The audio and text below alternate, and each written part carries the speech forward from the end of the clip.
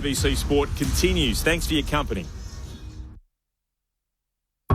Get ready for a year of Test cricket like you've never heard before. Pitches up, hits the bat. How is that out? It's LBW. Grandstand cricket.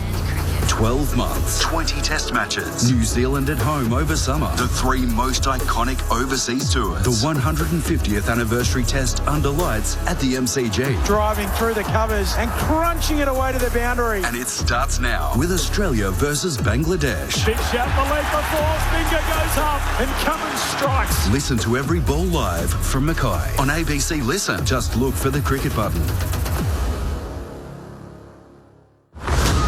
This is the 2026 AFL Premiership season. On ABC Sport. AFL. On ABC Radio. On digital. And ABC Listen. Look for the AFL button. The intriguing jostling for grid positions in the run into the 2026 finals comes to the MCG. The Demons taking on the Bulldogs. Welcome to the continuation of this Saturday of footy on ABC Sport. Quentin Hull calling the action with Matt Clinch, Mick Malthouse and Gemma Bastiani. The D's.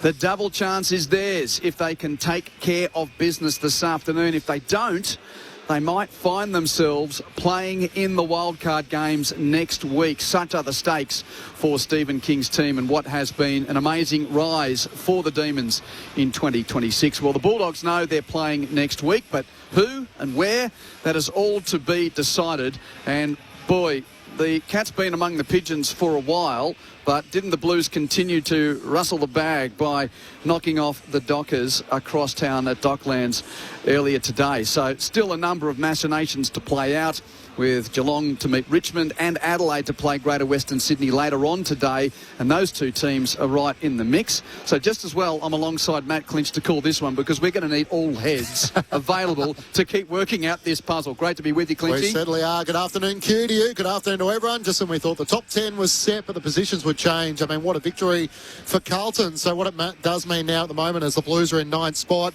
So if the Bulldogs lose to Melbourne, it will be a Collingwood-Carlton wildcard final, and you can only imagine how big the crowd will be at the MCG. Those two sides haven't met in a final since 1988, and yet it would be very Bulldogs, a team that hasn't won in a month. Their last victory came against the Tigers back in round 21.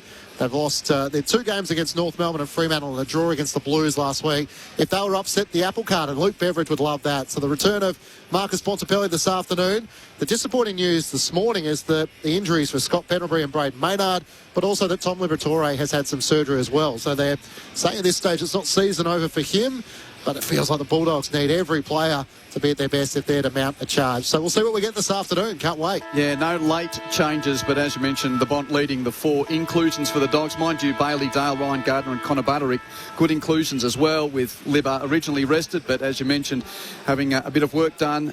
Jordan Croft, Lewis Emmett and Lockie Jakes. And Bailey Dale's first game since round 18 against the West Coast Eagles. So how important he is. They've tried to time this so he gets a hit out before finals. He's another. They needed their best. And with Jacob Van Rooyen failing in his bid to overturn his suspension, Xavier Lindsay is into the team, and perhaps we see the return of a former leading goal kicker at the Demons in Tom McDonald go forward. So all that to play out. Just as well, we've got 3-time Premiership coach and Hall of Famer Mick Malthouse helping us to sort it all out. How are you, Mick? Oh, well, I'm trying to sort everything out as well, because I've got a granddaughter who's on the other side of the grounds, and she's trying to wave to me, and I'm trying to see where she is, with only about 20,000 people over there. Anyway, I'm sure that we will. And she barracks for. Who does she barrack for? She barracks for Richmond, so she's here with her girlfriend watching this game. But I think they spend more time looking at the boys, so we'll see. I'm intrigued by this game for a number of reasons. There was a soft win by Melbourne last week, and then they only do what you can do with playing Port. I thought the Bulldogs were outstanding. Really, manpower down, playing Carlton, who we now know that they're the real thing, Carlton. So that was a great effort. The only worry about the Dogs is, and I know Van Ruin's out, but their backline has been really, I guess it's just undermanned down there, and now they've got a ruckman who's a better centre-half back than his ruckman, and I cannot believe that the Dogs haven't got a secondary ruckman playing in the seconds, and even if they give him a go, because at the end of the day, they know they're playing finals next week. Does it go into self-preservation? Melbourne same. No, they weren't expecting to play finals. They're going to self-preservation. It'll be an interesting game above the shoulders. And Gemma Bastiani's down in gorgeous late winter conditions at the MCG to keep an eye on the benches. How are you, Gemma? I'm great down here. There's a very light wind going to the right of the radio dial, which is the city end, which is where Melbourne has chosen to kick in this quarter. So the final round of the home and away season, Melbourne and the Western Bulldogs underway from the MCG.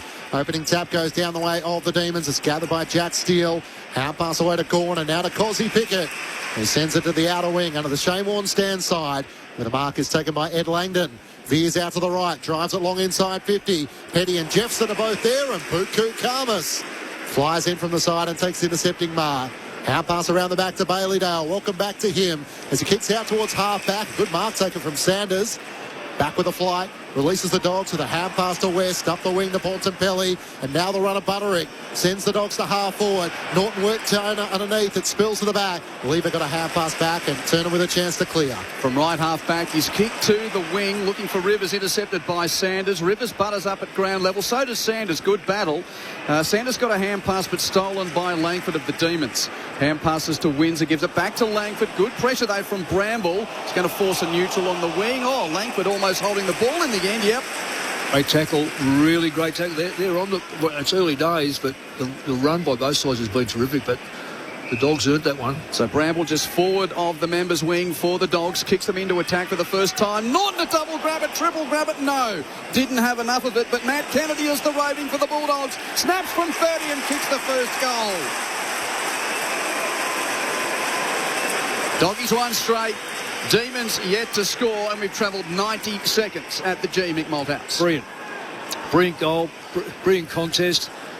Disappointed in Norton's first effort along this wing. Should have got his man under it, just couldn't hang on to the mark. That time there, I don't know if he would have been paid, but that was a fantastic effort, that second one there. He went for it, had doubled it, almost got the third one, but brought the ball to the ground right in front of him. Kennedy in the right spot and knocks it over. So really clean ball handling by both sides, but in particular there Kennedy. And he's a recognised goal kicker these days.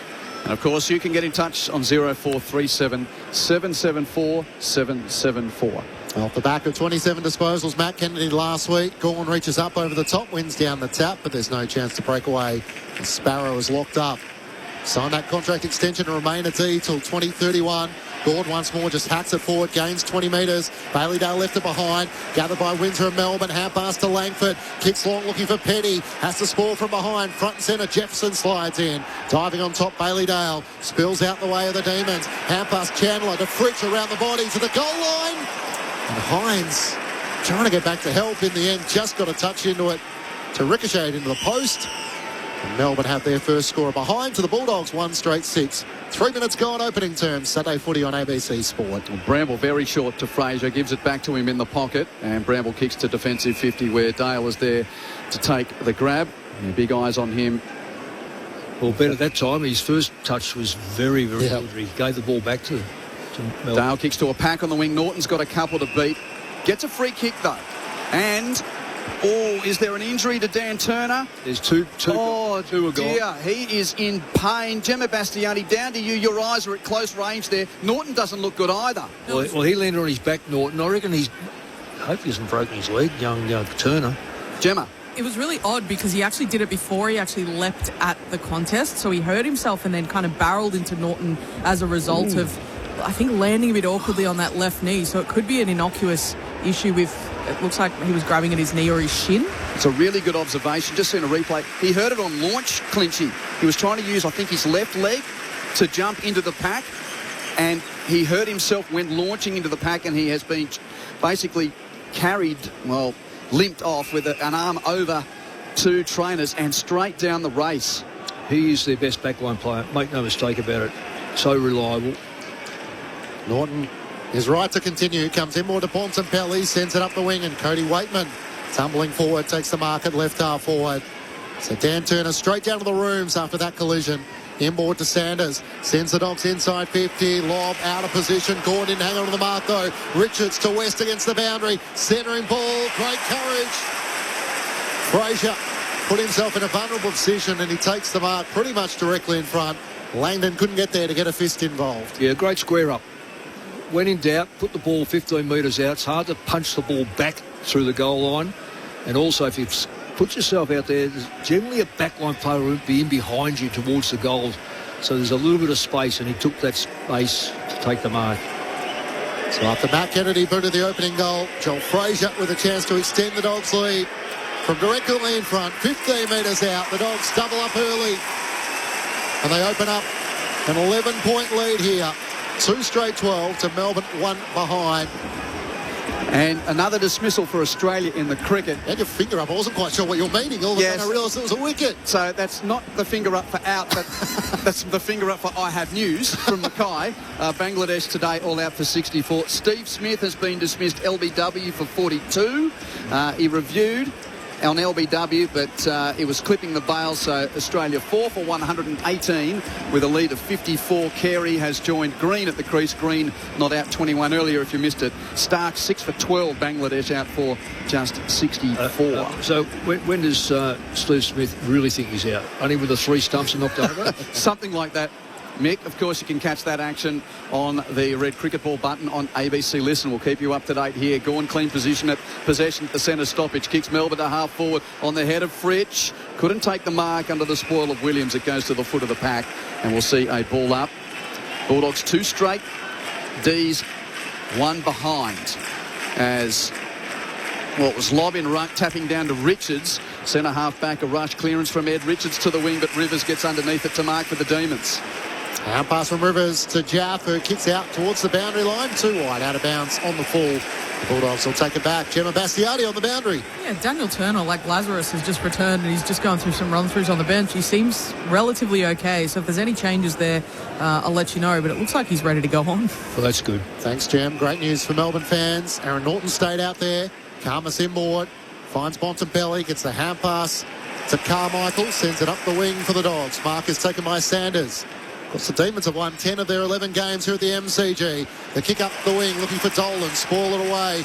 Volstrip tries to get a hand pass away, but Richards takes it back for the Dogs. Hand pass to Dolan, to Lockie Kennedy. He looks inside 50. Norton flies back against Lever, spills to the front. West's hand pass into Jones, into the open goal.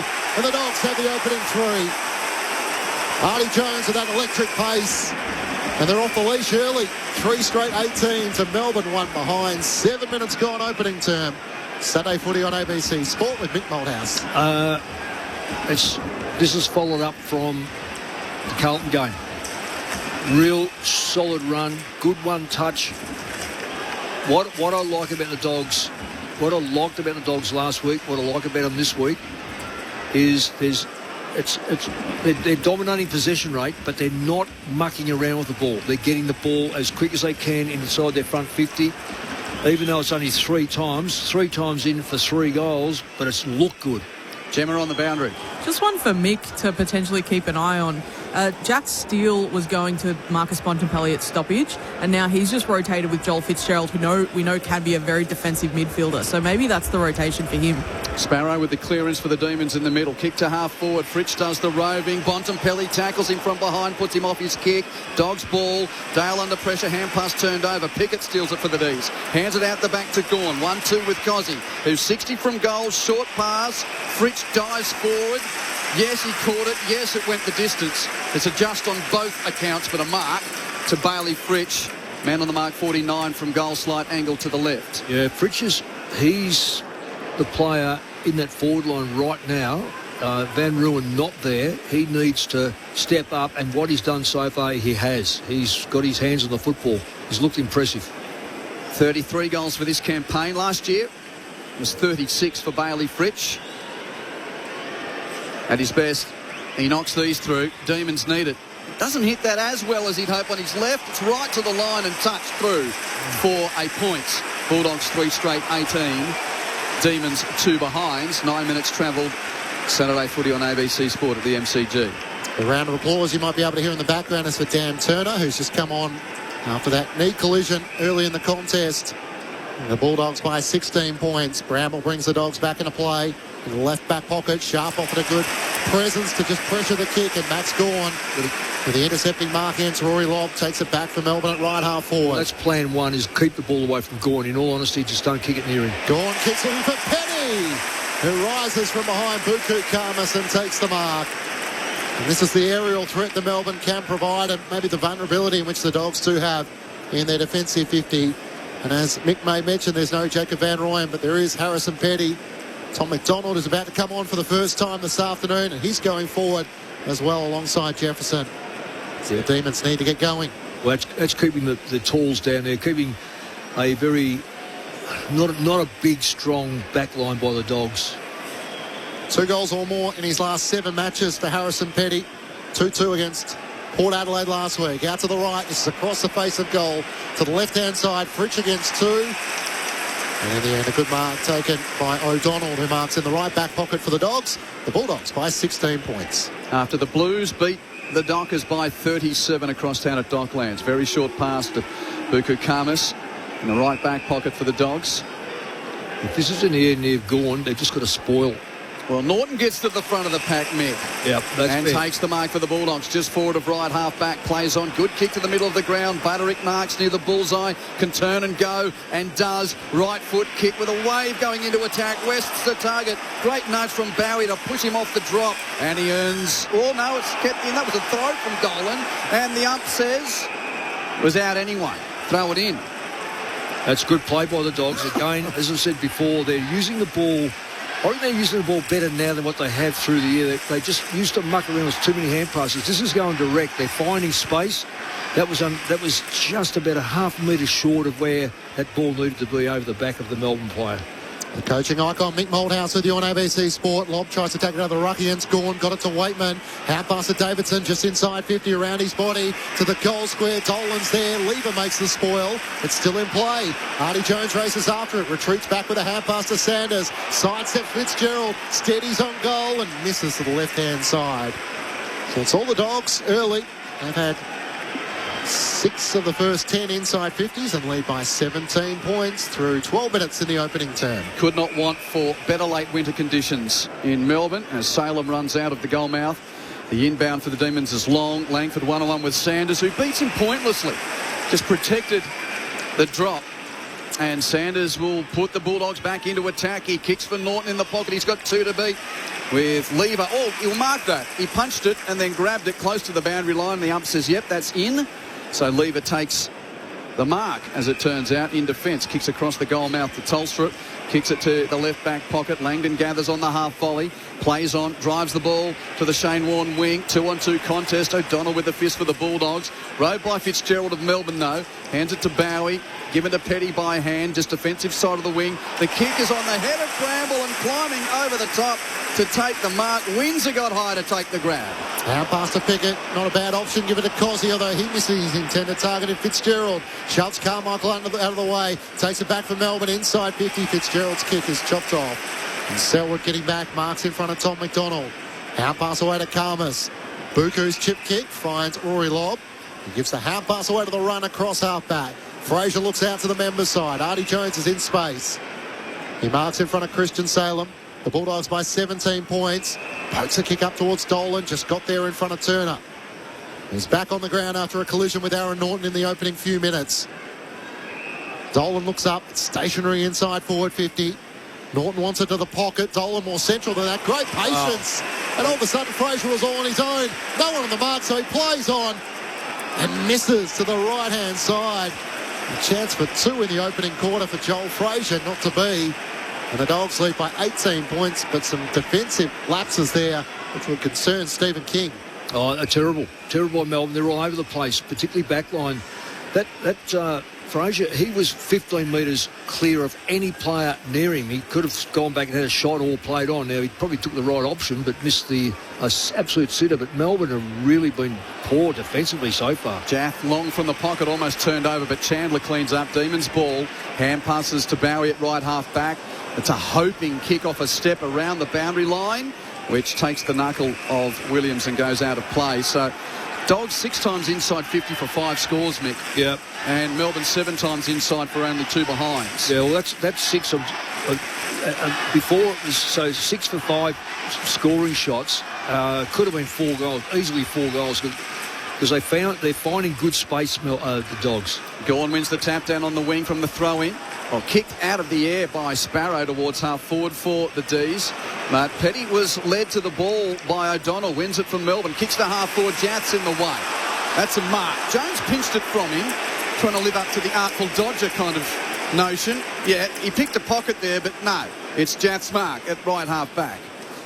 Bulldogs by 18 points. Jaff goes short. Fitzgerald takes the mark. Picked up in the mid-season draft. He's gone on to feature in his 10th game so far this season, so a great success story. And a great kick into the middle of the ground, and Carmichael takes intercepting mark for the Bulldogs. Second game of AFL footy for him. Former Sydney Swan Academy player.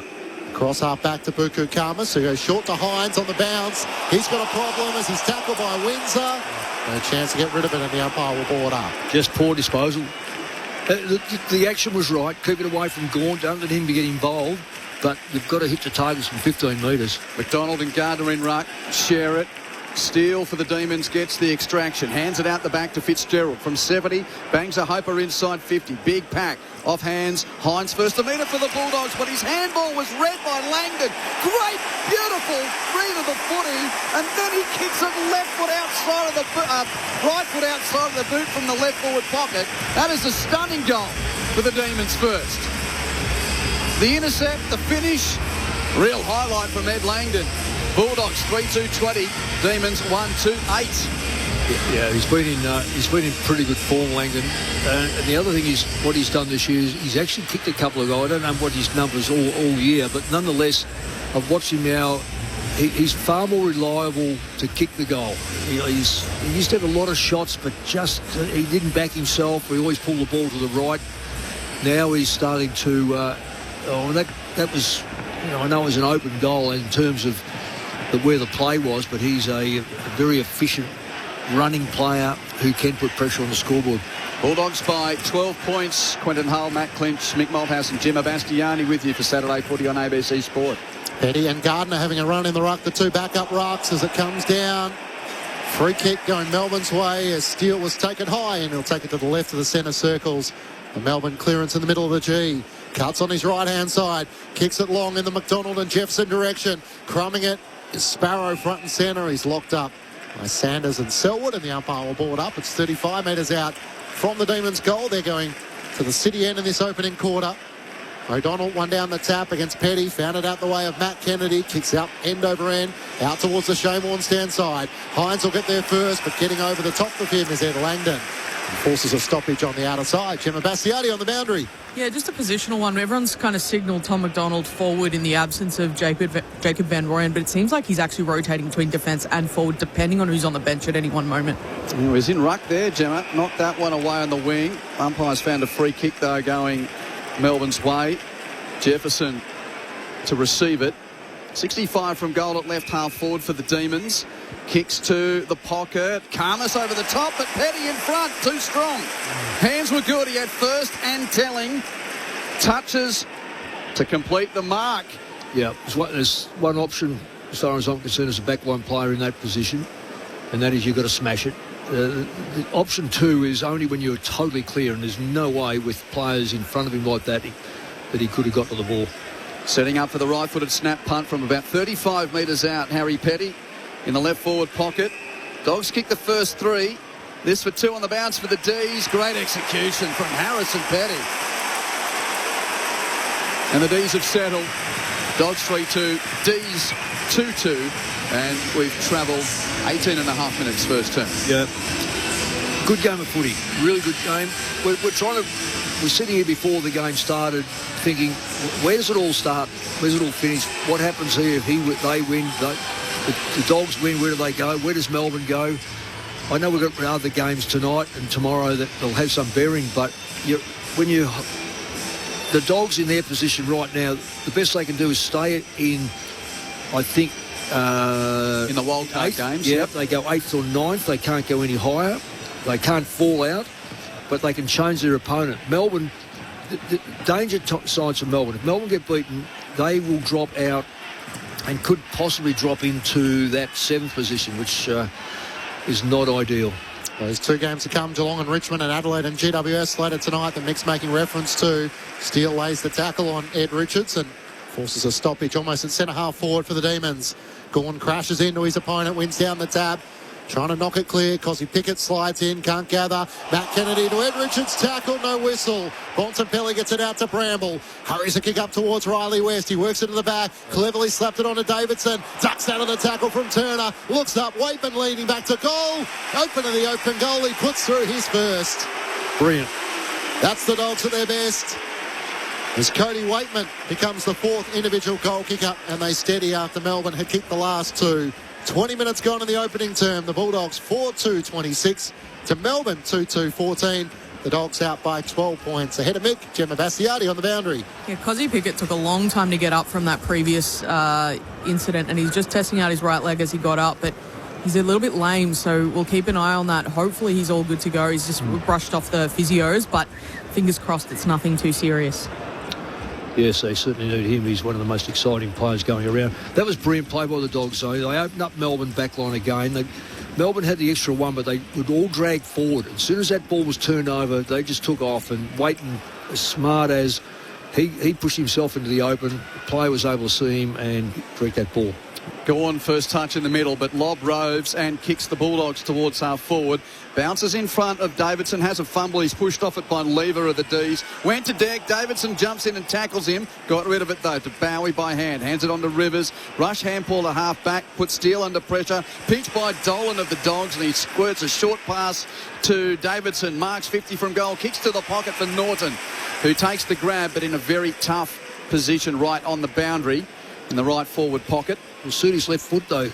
It's he doesn't kick a lot of goals. He contests a lot. You'd like to see him get some reward. Well, already 44 this year. 2 steps in field. Left foot snap. Looks rather comfortable about it, but hooks it near side for a point. Bulldogs lead by 13 points at 4-3-27 to 2-2-14. As Melbourne are ready to bring the ball back into play. As it's driven long by Rivers into the middle of the ground. Wrestling taking place. Rory Lobb and Selwood. Lobb in from the side made the spoil. Cosy Pickett runs onto it. Good clean pickup. Gets it forward to Fritsch. Has it centre wing on the Shane Warne stand side. Draws an opponent and gets the hand pass inboard. Where Laurie just pokes a kick up the wing. Pickett takes the mark. Has it at left half forward. So the Bulldogs 4-3-27 to Melbourne 2-2-14. The kick inside 50 looking for Gawn. There's a bit of shoveling in the marking contest, but the ball goes out of play with Bontempelli getting back. So just the Dogs' efficiency, Mick, inside forward 50. So 7 scores for 9 inside 50s. The Demons have scored 4 times from their 11 inside 50s. Yeah, the D's are getting back with the possession rate. The Dogs dominated early. It was quite a gap, but now it's 67 to 57. So there's not a lot of difference as far as that goes. Inside 50s, you wouldn't know that there's only 2 difference. It's 9 to 11.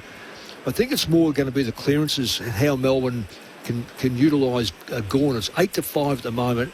Centre bounces, he's going to win. These around here are a little bit more cluttered, so that makes it harder for true clearance. Repeat boundary throw in left half forward for the D's. Richards hacks it off the deck for the Dogs, gets it to the wing. Norton picks up, under pressure turns Avi's handball. Bowie intercepts, hands it through Fitzgerald, then to Lindsay, by hand onto Steele, given to half forward for Pickett, who's a kick and a half from goal. Cosy kicks high to the corridor. Fritsch gets there to mark. Well, did he? All bar the mark. Williams did enough in the end to spoil, and the umpire says ball up in the end. It's been jumped on by Lobb, who has been jumped on. These fans don't like that. Gawn, clean possession. Oh, hold on. Umpire says high contact against Gawn in the ruck. Yeah. Yeah, look, he's absolutely dominating as far as where he pushes it. I think it's a bit stiff. Is that a free kick? Well, it's probably not a free kick given the way ruckmen are, but yeah, it's real guesswork with the umpires with the ruckman. You don't know. It is a genre, though, Max Gawn's exasperation at some of the ruck interpretations. Well, he's never given away a free kick in his life. You know that. Now, Bailey Dale's going to get a 50-metre penalty. Bailey Fritsch overstood the mark and he takes the Dogs from right half back It's 30 metres. It's a centre wing. Yeah, it's not as generous as some other 50s would be. He's got Matt Kennedy over the top, though, so chips it in that direction. Oh, he had Richards on the lead up too. Yeah, Melbourne trying to get numbers back. Tholstrup had the job on Ed Richards. The kick into the pocket. Waitman's at the back. Can't take the mark. Turner flying back. And off hands, it's hugged to the chest of Daniel Turner. And that knee scare early in a collision with Aaron Norton, but it's come back onto the field. Going out of the ruck against Lobb. Gained a hand pass forward, but ricochets off Hines.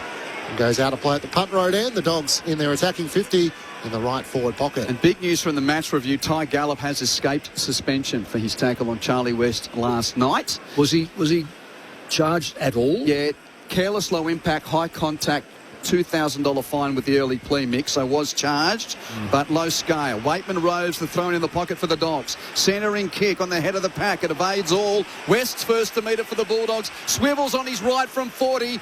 Snaps on goal and just can't curl it back enough. It's a point. Bulldogs by 14. So just repeating, Gallup not suspended, faces a fine, and will be right for the Lions' first final. And nothing on Zorko, so which is good because he should never have been.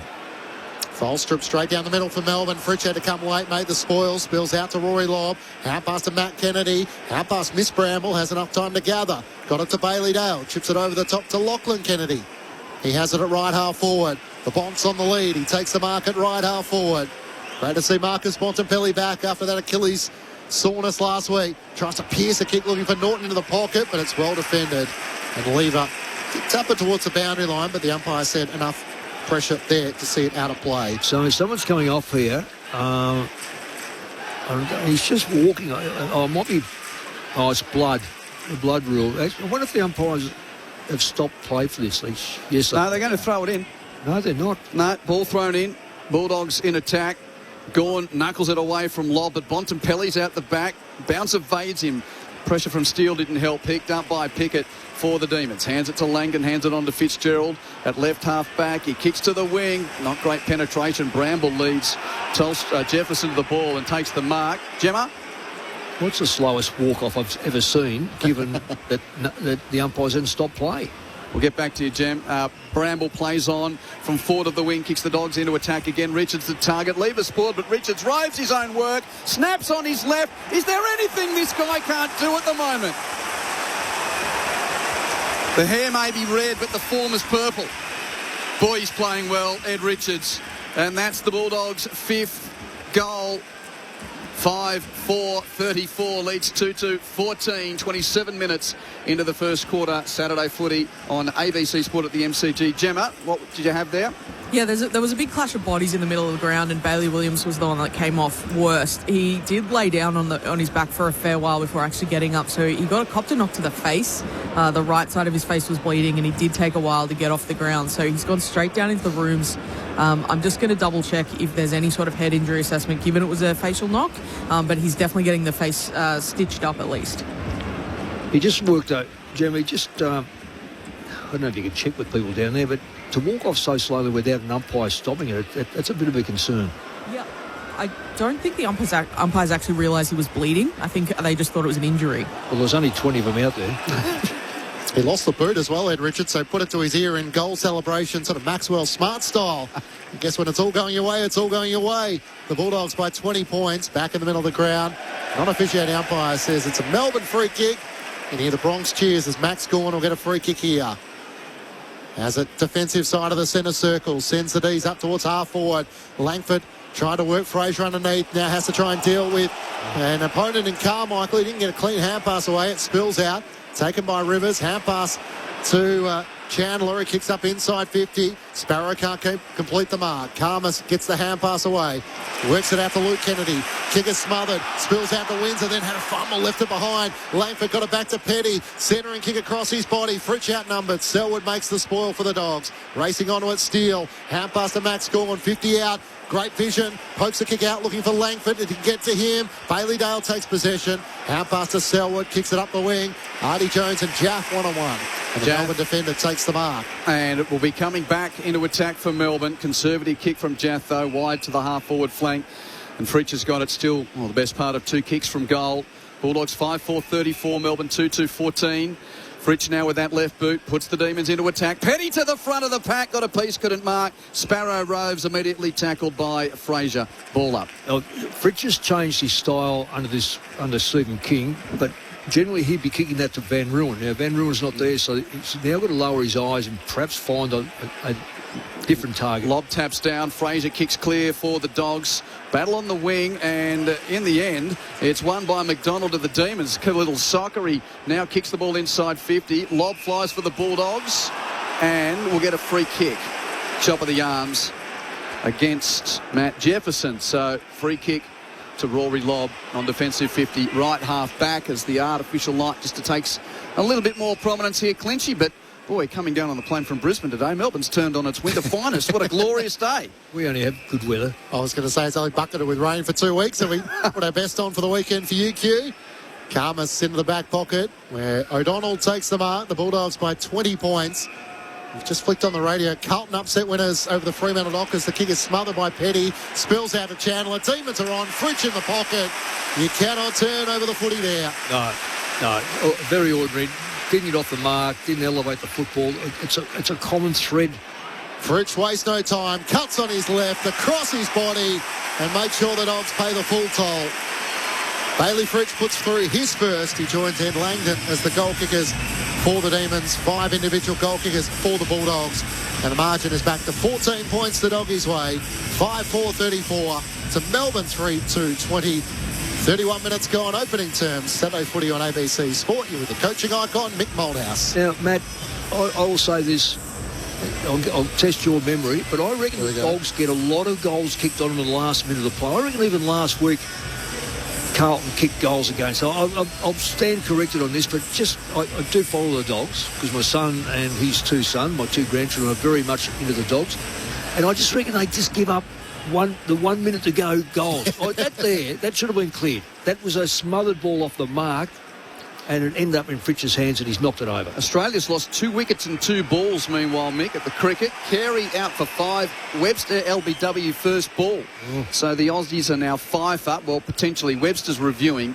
So we'll wait and see what happens there. Of course, red button on ABC Listeners where you can hear the cricket. No clearance from the centre stoppage first time around. So the ump comes in, chucks it in the air once more. Lob and Gawn tangle. It's on the deck. Fraser's over it, steals over him. And we'll do it again in the middle. Looks like that decision is going to stand there. So Webster is out. Australia 6 for 146, leading by 82. Bulldogs with the clearance from the stoppage in the middle. Dale running off half back, gives a hand pass to Butterick. From the wing, kicks the Dogs to half forward. Jaffer there to meet it though for the Demons. Hands backwards to Turner. Clearing kick towards the wing. Fritsch. Wow. Too good in the battle of the 31s. He just out-bodied Dale there to take the grab. Plays on with a hand pass to Bowie, who is near the boundary, kicks towards Petty, who presents it half forward. Marks and plays on, and the siren beats any potential score for a late inside 50 for the Demons. But it's the Bulldogs who will go to quarter time with a 14-point lead. The Dogs 5 goals for 34 to the Demons 3-20, and all single goal kickers in the game. For the Doggies, Matt Kennedy, Fraser, Jones, Waitman and Richards. For the Demons, Langdon, Petty and Fritsch. Bulldogs 5-4-34. Demons 3-2-20. Repeating, if Melbourne win, they will go into the top 4 for the time being. If they lose, there's a potential that they could drop all the way out of the top 6 by the end of the round. Bulldogs locked into wildcard game, but a win to them could jostle things around. Just before other housekeeping, Gemma Bastiani on the boundary. Yeah, just as all that stuff was happening at the end, Jake Lever went down into the rooms. He's getting his foot checked out, so we'll hopefully have an update at the start of the next quarter for you. Thanks, Gem. Crosstown at Docklands. Carlton celebrating Josh Fraser's appointment as permanent coach for the Blues.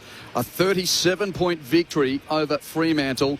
Carlton 18 goals, 11, 119 to the Dockers 12, 10, 82. Later on this evening, it's Geelong versus Richmond at Cardinia Park and Adelaide against Greater Western Sydney. Wherever you're listening, you can make your choice. On ABC Listen, just toggle between the AFL buttons. Now, that news in the cricket, Australia 5 down. Renshaw out for 8. Head made 22. Labuschagne just 4. Smith 42, Carey 5 and Webster 0. Cam Green is 44 not out, continuing his good form from his second innings ton in Darwin. So the skipper, Pat Cummins, is now at the crease. And Australia 6 for 146. That's a lead of 82. They couldn't be batting again today, Bangladesh, could they? But they might be. Another one, another wicket. Oh, Mick's providing updates looking at the screen at quarter time. Pat Cummins has just nicked off, has he? Yeah, it's a great ball, straight at his throat. Got the glove up to it and couldn't do anything with it. Oh, Mick, you're on fire. So well, that's... don't forget, I'm not looking at the football because they're in their huddles. So yeah, I'm not trying to be... Look, it's all... when there's so much sport happening, Mick, we know that everyone on ABC Sport is all hands on deck, and it's great that you've been a part of that as well. So, yep, Cummins has got a throat ball, and he's skied it to the keeper. So Australia 7 down. Around the grounds in the NRL, there's still 3 rounds before the finals there. First game of the day is almost complete. Manly Warringah's going to defeat Newcastle. Late on there, the Seagulls 44 lead the Knights 24. Here, quarter time at the G, Dogs by 14 points at Saturday Footy on ABC Sport. How can we believe what we see? Discover a vault filled with secrets on ABC iView. I don't know what I'm going to find here. Mysteries to unravel. Yeah, I heard that. You sure you're up for this? Clues to untangle. It's dangerous. Someone always gets hurt. All the cases, all the crime. Nobody wants to believe that their friends are capable of murder. Shetland, The Capture, Bergerac, Treasure and Dirt, and so many more. You can't say I didn't warn you. Delve deep on ABC iView. This is the 2026 AFL Premiership season with ABC Sport. For the Dogs, kicks them into attack for the first time. Not a double grab it, triple grab it, no. Didn't have enough of it, but Matt Kennedy is the roving for the Bulldogs. Snaps from 30 and kicks the first goal. Inboard to Sanders. Sends the Dogs inside 50. Lob out of position. Gordon hang on to the mark though. Richards to West against the boundary. Centering ball. Great courage. Fraser put himself in a vulnerable position and he takes the mark pretty much directly in front. So after Matt Kennedy booted the opening goal, Phil Fraser with a chance to extend the Dogs' lead. From directly in front, 15 metres out, the Dogs double up early. Off hands, Hines first a metre for the Bulldogs, but his handball was read by Langdon. Great, beautiful free to the footy, and then he kicks it right foot outside the boot from the left forward pocket. That is a stunning goal for the Demons first. The intercept, the finish, real highlight from Ed Langdon. Kicks to the pocket, Karmas over the top, but Petty in front, too strong. Hands were good, he had first and telling. Touches to complete the mark. This for 2 on the bounce for the D's. Great execution from Harris and Petty. And the D's have settled. Bramble plays on from forward of the wing, kicks the Dogs into attack again. Richards the target. Leavers forward, but Richards rides his own work. Snaps on his left. Is there anything this guy can't do at the moment? The hair may be red, but the form is purple. The AFL on ABC Sport. On radio. ABC Sport Digital Radio. And ABC Listen. Highlights from the first term at the MCG where the Bulldogs hold a 14-point lead over the Demons. Quentin Hull calling the action with Matt Clinch, Mick Malthouse and Gemma Bastiani. Your texts continue to be welcome. Send them through 0437 774 774. Dogs the best of the first half hour. Mick, how'd you see it? It was a very good game, quick game, a little bit of bubbling at times. I was intrigued by the tackle count, 14-10, not a lot. I don't know whether it's sustainable enough with the Dogs. They've scored 9 times out of 12 in entrances, which is quite right, 75%, whereas Melbourne have gone 5-17. Even though they've had a lot of they've had 10 more possessions than Melbourne, I think they need to sustain that and perhaps get a little bit more out of Bontempelli. He seems a bit flatter than what he normally is. Richards is up. The ruck work, generally, I would say that Max Gawn is well on top as far as centre bounce goes. Around the ground, though, that's interesting because they get more numbers to where Max Gawn hits the football. So if the Dogs can negate the advantage in the middle and bring that back, we may have an upset. Upset for some, I must say. I have picked the Dogs, but Fritsch has been good. They're certainly missing Van Ruin up front, because that next kick from Fritsch is the one that he generally contests, and they're able to then to crumb the football. Melbourne are a little bit down compared to what I would have thought given the stakes. Second quarter underway. The Bulldogs by 14 points. Lob and Gawn. Matt Kennedy does the roving, gets the first clearance. Out past the Bontempelli, around his body. Kicks up towards half forward. Artie Jones and Jaff battle for it. It spills out. Fraser left it behind. Jaff goes back in, was taken high. Yeah. Grabbed at his head to make sure the umpire saw it too. Fraser, terrible. Just bend. He just reached for that ball. He's running into an open goal. Kick from Jaff, didn't get to Gawn. He gathers it on the half volley, gave it back to CJ. Kicks Melbourne out of defence. Long kick out towards Lindsay. He's outmanoeuvred. And just his sixth game of the season. Xavier Lindsay, and the mark is taken by Cooper Hines for the Bulldogs on the members' wing. He plays on and runs boundary side. Looks up to 50. Norton's on the lead. Left to Ferrari. Jones couldn't complete the mark. Pickett knocks it away. Tholstrup gives it to Jaff. Jones tried to reel him in. Jaff broke the tackle and relieves Melbourne from halfback. Sends it up the wing. Petty in a one-on-one. O'Donnell makes the spoil. Front and centre. Gathered by Chandler. Half pass to Sparrow. It opens up in front of him. Draws Dale. Half pass over the top to Windsor. Half pass inside 50 to Laurie. No one around him. He steadies and fires on goal and misses to the right.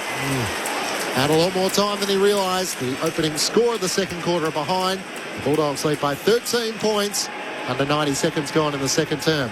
Dale quickly in right down the middle with a kick to Bontempelli. Still inside D50. Hands it back to Dale. Chips to half-back. Bramble takes the mark. Edge of the centre square, right half-back for the Dogs. Dale runs on. Received the hand pass. Got in a heap of trouble. Chandler with the tackle, holding the ball. Chandler plays on quickly. He wasn't on the mark, though. Well, it's okay to run past, get the hand pass. Bailey Dale, he tested fate the first time. The second time, should have been saying to him, no, I don't need the football. I'm running smack bang into two Melbourne players. And he did. The overuse got the Dogs in trouble early in the season. Chandler infield of the bullseye. Turner marks, kicks deep to full forward in a pack. Off hands. Fraser taken without it, no free kick. Sanders goes in for the Bulldogs. Immediately tackled by Laurie. Ball up.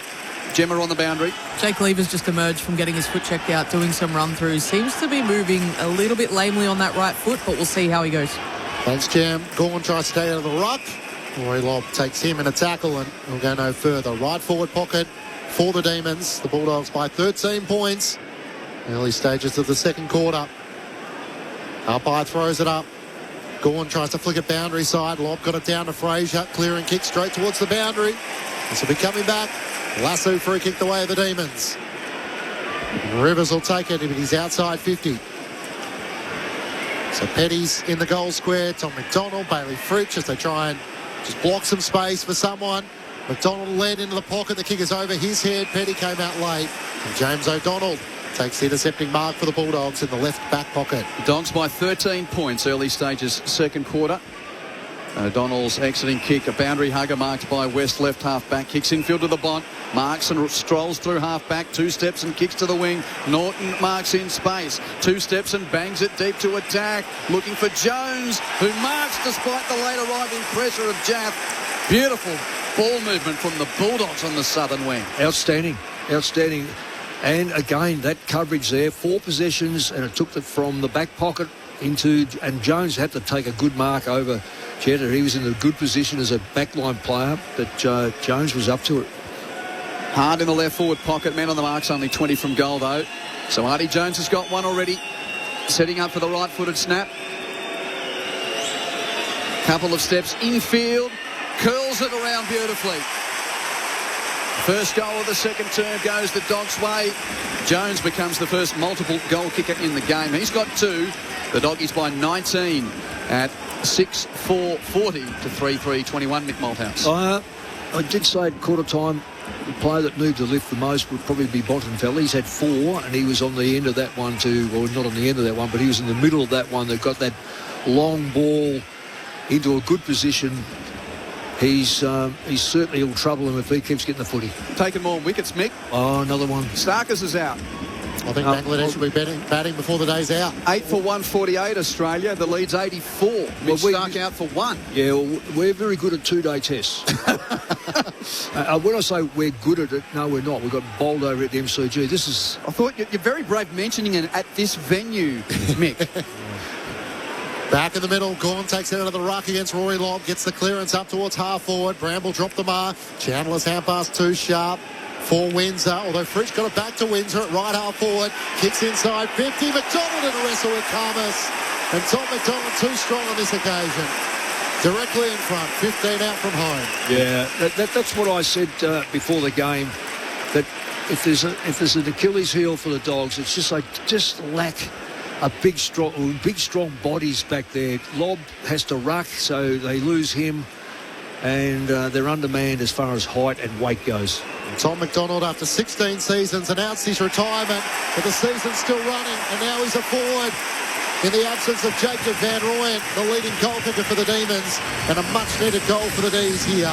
They answer back the Artie Jones goal at the other end, and it's back to a 13-point margin. The Dogs 6-4-40 to Melbourne 4-3-27.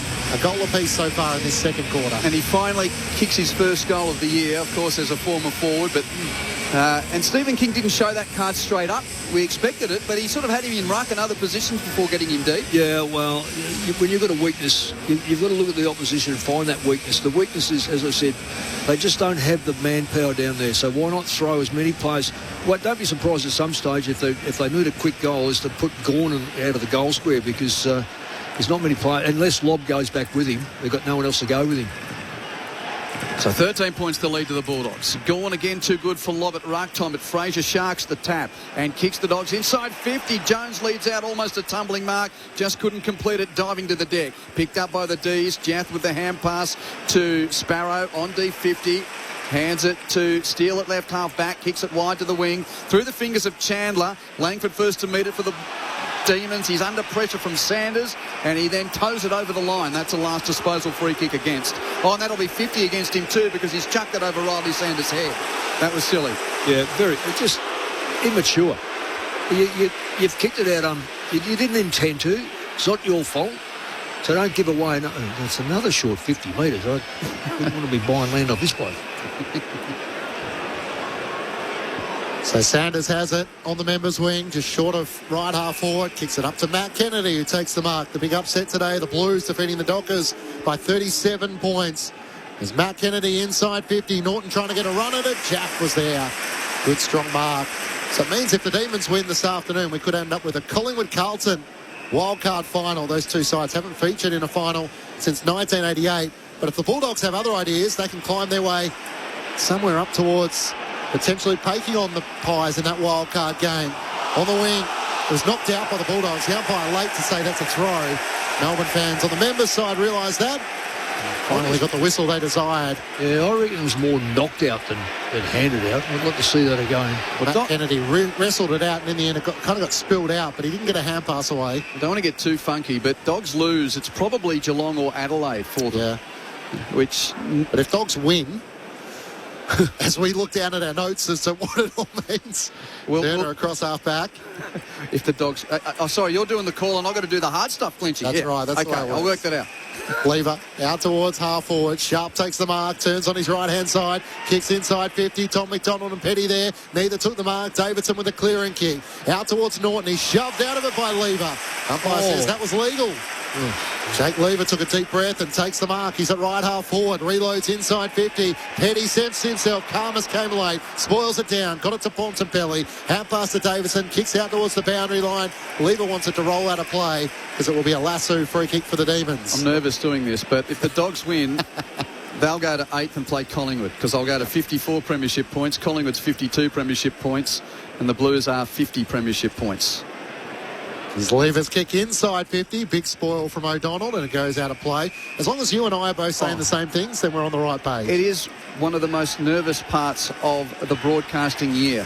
When you get to the last round and you've got so much in your last game in Queensland that the percentage won't be the factor that we thought it could have been. Live ladders and all that kind of stuff. Anyway, you'll hear it all unfold here on ABC Sport. Bulldogs lead by 13 points. Boundary throw in. Sparrow out the back for the Demons. Under pressure, hand passes to Fritsch. He loses it in the tackle of Richards. Goes back after it again. Sparrow has another go, but Selwood's there to wrap him up with Kennedy M. And we'll see another ball up. 40 from the Demons' goal. The Dogs are getting a lot of numbers around the ball. They understand about the significance of Gawn in the ruck, so they're just trying to nullify that. Beautiful tap from Gawn, but straight to Luke Kennedy, who's wrapped up. Rory Lobb He's thinking, I am too old for this stuff, but Max is older than him and giving him a bath in the ruck. And, Tim English likely for the rest of the season. Gawn wins down the tap. No chance to break clear as the umpire circles and will ball it up. The fight between Langford and Sanders. And of course, the Dockers now have lost 2 of their last 3, so looking forward to getting the thoughts of Mick Moldhouse at half-time. They finish on top of the ladder, but don't come into September with the confidence in which they've had for most of their home and away season. Another stoppage 45 metres out from the Demons' goal. Won't be lost on many that those 2 games have been both in this city. Yes. As, again, the rucks share it. Richards has to play tackler on Steele. Ricochets out. Lobb gets it. Kicks the Dogs clear. A bouncing ball to the members' wing. 2-on-2 contact. Jath taps the advantage of Bowie, and the Demons conspire to beat the combo of Weston Jones. Oh, beautiful punch then from Jath back to Bowie. Shares it with Fitzgerald. Hands it to Bowie under pressure. Gave the hand pass to Chandler. They get out of it. Chandler's kick looking for Petty at half forward. O'Donnell spoils, then tried to claim the mark. Petty tackles him. Says no. Ball up on left half forward for Melbourne. The Bulldogs 13 points to the good. 11 minutes second term. Thrown up. Gawn wins the tap against Lobb. Ricochets off Steele. Wins his hand pass. Salem is locked up. And the umpire circles and will ball it up on Matt Clinch alongside Quentin Hull, Mick Moldhouse and Gemma Bastiardi. Saturday footy on ABC Sport. Live from the MCG, where Melbourne have won 10 of their last 11 this season. Langford tries to run onto it. Tackled by Richards. Ball spilled clear. Not rewarded. Fitzgerald tries to break his way through, and Richards and Sanders both lay the tackle. About 40,000 expected here. Has gone again first hand at ruck time. He'll end up doing his own rove, and Kennedy went into his head. And Big Max doesn't like that, so he grabs Matt Kennedy and over a little jumper tangle. Steele flies the flag. Fraser's there as well. Not much in it. No, did he... He might have bumped his shoulder. I'm not sure. Gawn's going to get the free kick, though. Well, it's starting to just simmer nicely here. Gawn a kick and a half from goal. Sets the D's deep to full forward. Al McDonald, 2 pieces. 99% of it, but that's not enough. And a ball up as he tangles to deck. Sharp was there as well, but young Carmichael locks it up for the Dogs. These 2 sides, of course, met in a grand final in Perth. The Demons getting that breakthrough premiership. Sharp tackle, hard against the boundary line, holding the ball. Wow. No chance to try and get a hand pass away for Carmichael, and he's penalised. He thought he had the boundary within reach. In the end, he didn't. And Harry Sharp, hard against the boundary line in front of the Melbourne fans in the Olympic stand. He'll have to try and curl this around his body. He's a bit stiff. Hardly took it. I don't know if he's had prior.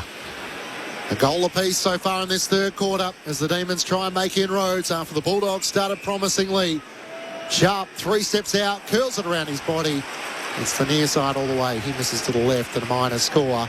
The Dogs by 12 points, 13 minutes gone opening to second quarter. Dale quickly to the left back pocket. It was at the feet of Williams. Didn't mark, but it has time to regather. Kicks the Bulldogs wide to the wing. Selwood the target, marks it just before the boundary line despite the later arriving pressure from Jath. Yeah, it's 8-4 inside 50s. This is like that first quarter, except the difference is the Dogs aren't scoring when they're going forward. Selwood long kick to a pack on half forward. No one there to mark. Dolan on ground level got a hand pass clear, but it's a hard footy to win. He gave it straight to Gardner, tackled by Fitzgerald. And another neutral. Right half back for Melbourne, left half forward for the Bulldogs. Gardner taps down, Fraser comes through, hand passes to Waitman. He lost it under the tackle of Fitzgerald. Not ball, play on, Fitzgerald picks up, Waitman tackles him, and another stoppage out in the southern wing. Almost got half a quarter. Richards hasn't touched the ball. That's where the Dogs, they got Bontempelli now getting it, but they can't get Richards to get it. Yep, the Bond's up to 5 disposals in this second quarter. Jaff with 5 as well for the Demons. And Cosy Kickett hasn't touched it. So no. Some of the superstars are right out of the game, and that's why we look at the stats. It's 30-40. That's not a lot of possessions with almost 4 minutes of play. Tom McDonald's doing the ruck work against Ryan Gardner. Gardner, the defender, hasn't touched the footy yet, but the second ruck tonight gave it away. Richards got the ball at half-back, kicks up towards Norton, hand pass to the run of Luke Kennedy. Kick cleared, Artie Jones racing back towards goal. Langford has to deal with Saunders, gets the hand pass away to Salem. Did well, although Sanders isn't out of it yet. Almost reeled in Salem. Just broke the tackle at the last moment. Clearing kick up towards half-back. Petty against 2. And he and O'Donnell in the end share it as it goes out of play in front of the members' stand. The Bulldogs by 12 points, 6-4-40 to Melbourne 4-4-28. Halfway through the second term, Saturday footy on ABC Sports. 14 points was the lead to the Bulldogs at quarter time. So Demons 1-2 to the Bulldogs, 1 straight in this term. Sparrow with the clearance from the throw-in at left half back for Melbourne. Hands it to Lindsay. Hands it across half back. Sets Bowie at task. Had it for a moment, then fumbled. Tolstrup helps out to clean up. Hands it through Sparrow, then Fitzgerald, and now Salem will kick from defensive 50 to the wing. Langford takes the mark, going back with the flight. Plays on quickly with a hand pass to McDonald. The overlap man is on. Hands it to Sharp. This is D's footy at the G. It's great to watch. Sharp kicks the half forward. Petty takes the mark on attacking 50. And he's going back with no other intent than to kick for goal at the punt road end. Yeah, I've just watched number 12. Colton Tholstrup, who Tholstrup is a little disappointed he wasn't seen. Yeah, but that's like a little kid with a toy being taken off him. That's exactly what it is. It was absolutely horrible to see a senior player, I know he's a young player, senior player, but he's a player playing at AFL level, treat his teammate like that with disdain. A little bit petty, perhaps? Yeah, well, excuse the pun. Here's the kick from Harrison. He'll launch from 53. He's got the journey, but he's kicked it left, and it's a point. Bulldogs by 11 at 6-4-40 to 4-5-29. I hope the cameras were on that to see that, because that sort of embarrassment is what that player needs to grow up. Bramble into Gardner, gave it to Bailey Williams, back to Bramble, kick missed Bailey Dale. Good mark taken though in the end by Luke Kennedy, who has it at right half back for the Dogs. Hand pass to Butterick, ran into Sharp, tackle, just got a hand pass away at the last moment. Luke Kennedy back inside defensive 50, O'Donnell sidestep Laurie, just got a kick away as Fritsch was looming. Not 15, was it to Carmichael? Umpire says it was. Wow. It gets the Dogs out of jail. If it was a mark, it was play on. Yes. Because he played on. No one more relieved than Lachlan Carmichael that the mark was paid. He kicks out to the members' side. Tom McDonald spalls it away from Sanders and Dale. And the ball goes out of play. So how would you address that with Harrison, Petty, Micken, Colton Tholstrup as the coach? Would you say anything about it? I would say that Petty didn't see him, clearly didn't see him, otherwise would have kicked it. But I'd grab hold of the young fellow and I'd take him in and I'd show him how embarrassing it is and how he's treated his teammate. That it's easier to go, I'm disappointed, I'll go across at half-time and say, open your eyes, you could have got me, but you don't show that on the ground. Throw in on the wing. Sanders does the roving. He's tackled immediately. Got rid of handball. Waitman picks it up and Steele locks him up. And I just sense this game's moving a little bit, Mick. It's what it is. It's moving very slowly for the Dogs. They can't get the ball into their centre line. Oh, Gawn just nudges Gardner out of the way. Clean possession for Max. Kicks to the pocket. Bounces in front of Jefferson and out of play.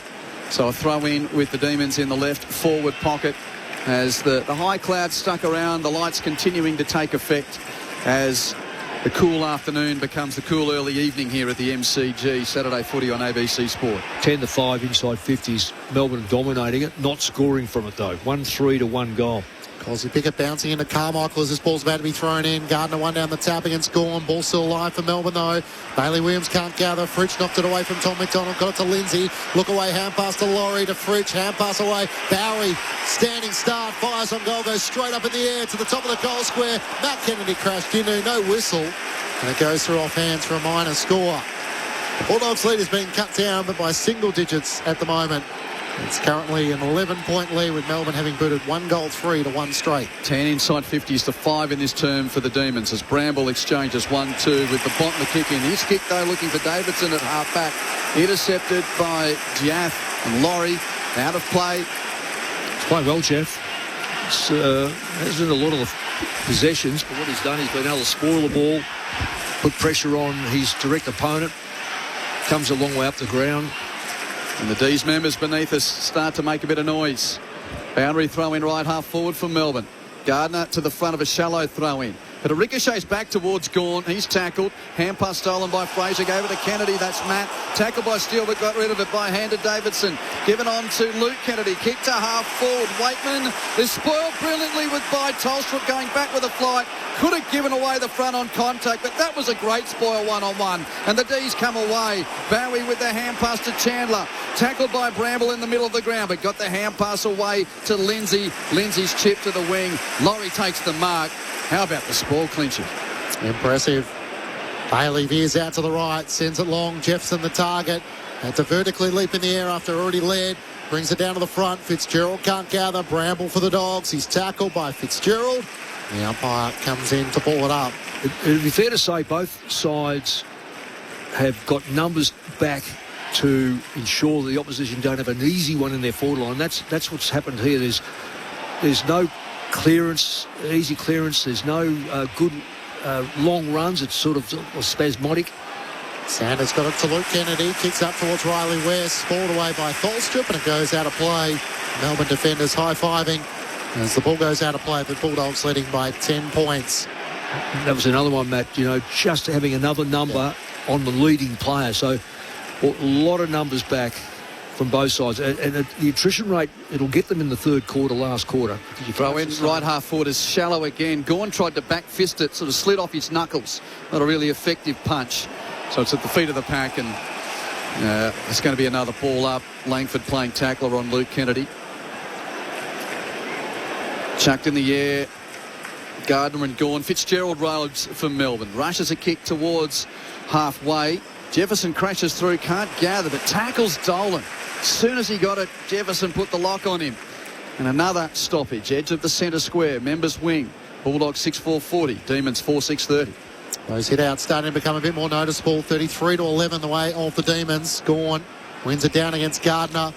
It's not a bad job from Luke Beveridge to say, Ryan Gardner, you can have a game, but you're going to play the second ruck. And I don't mind it because they've got the numbers around it. Centre bounce, you'll get him, but around there he is. Gawn just shoves him out of the way. Mick on cue. Hand pass away to Rivers. Kicks Melbourne to half forward. It's over the head of Jefferson. Running onto it, Selwood. Gathers the footy in front of himself. Hand pass away to Sanders. Draws an opponent in Fitzgerald. Hand pass to Matt Kennedy. Kicks up to Waitman. Got rid of Jaff. He was held. Waitman. He wants the advantage, but it's going to go out of play, so he'll have to come back behind his mark.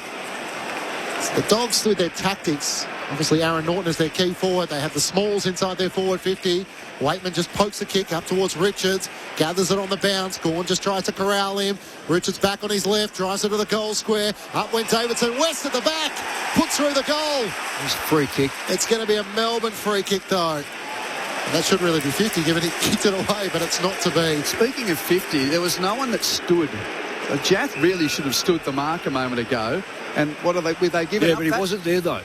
So the free kick against the early fly from Davidson there. So a couple of perplexing ones. Ball to left half back from Melbourne. Langford tries to kick off the ground, nudged off it by Sanders. Petty plays tackler there on Lobb. Lobb got a hand pass free. Hard ball to win on half forward for the Bulldogs. Richards nudged off it.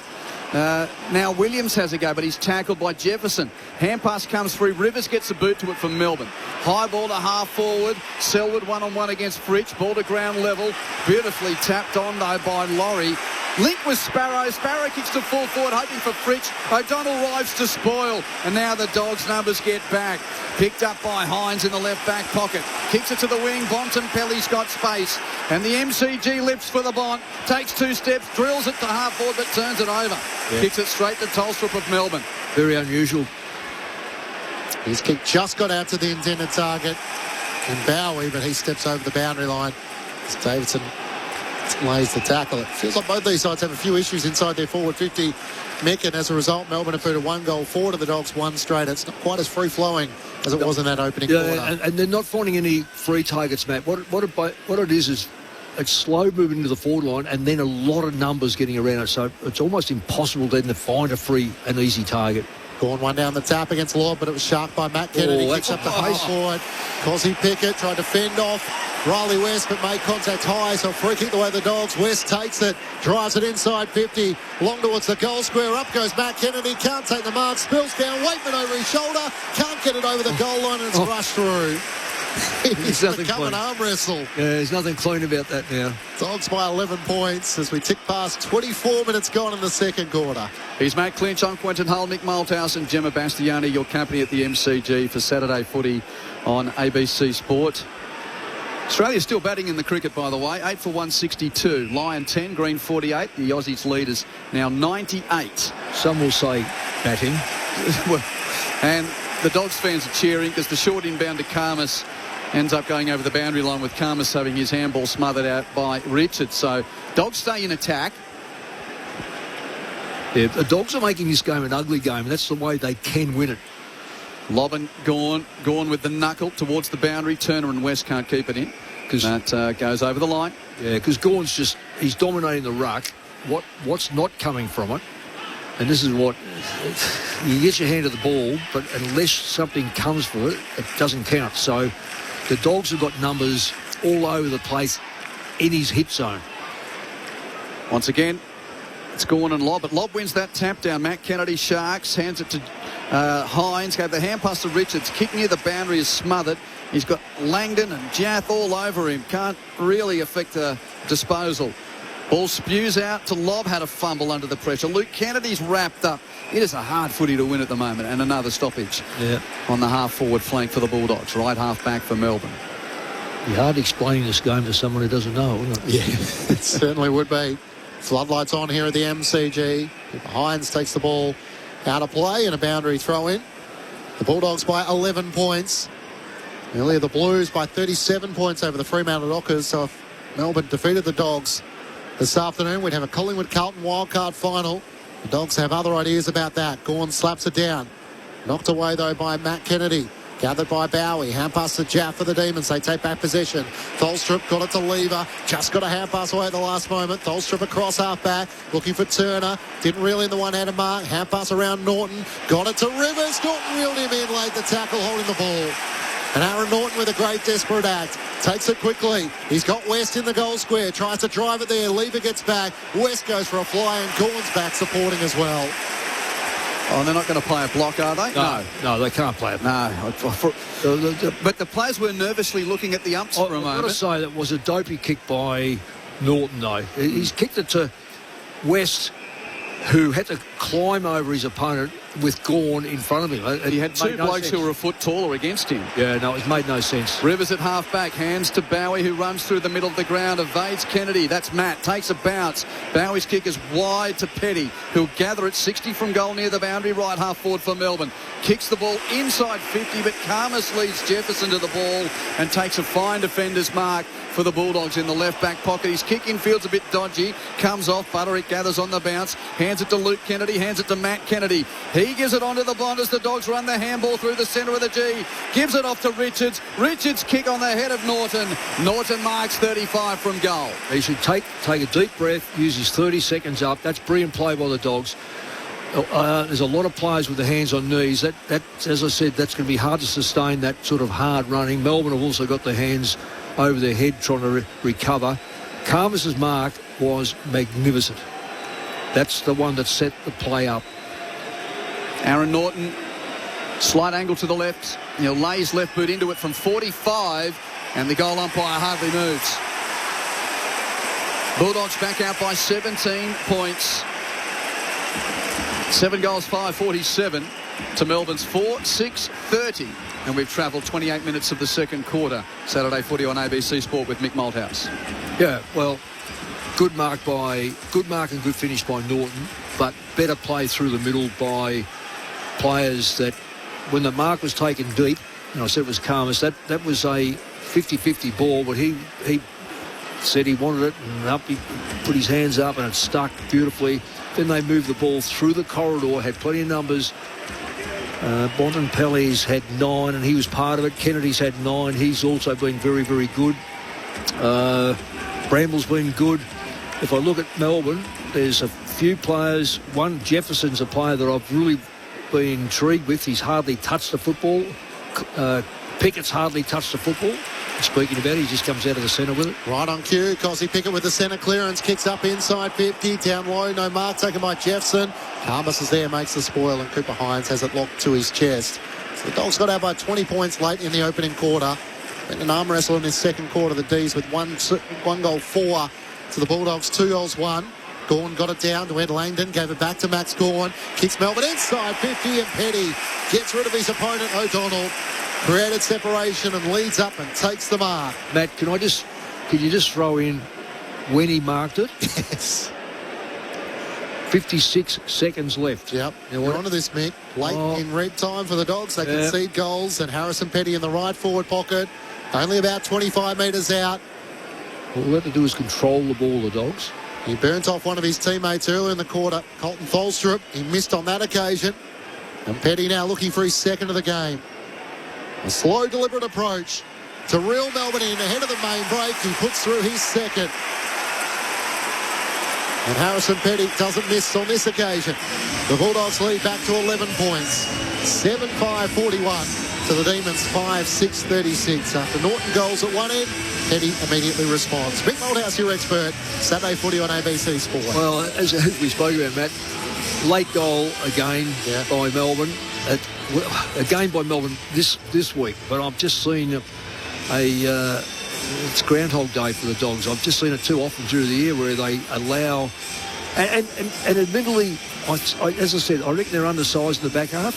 But nonetheless, they've been able to hold out for so long.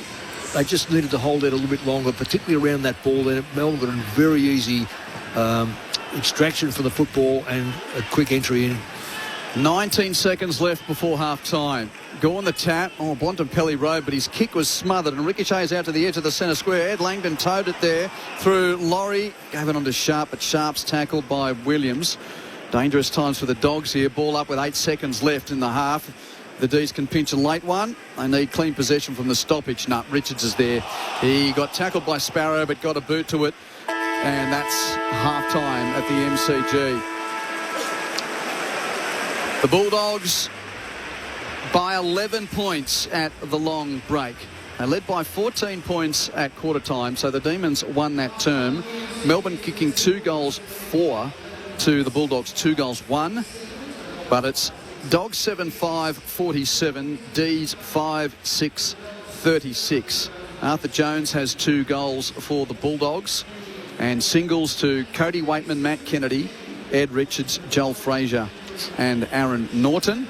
For Melbourne, Harrison Petty has 2, and singles to Ed Langdon, Tom McDonald and Bailey Fritsch.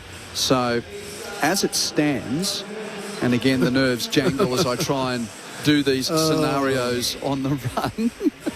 As it stands, the Bulldogs would go to 8th, which means Collingwood 9th, Carlton 10th. Yep. And we still have a question mark about 5, 6, 7. So depending on what happens with Adelaide, GWS later tonight.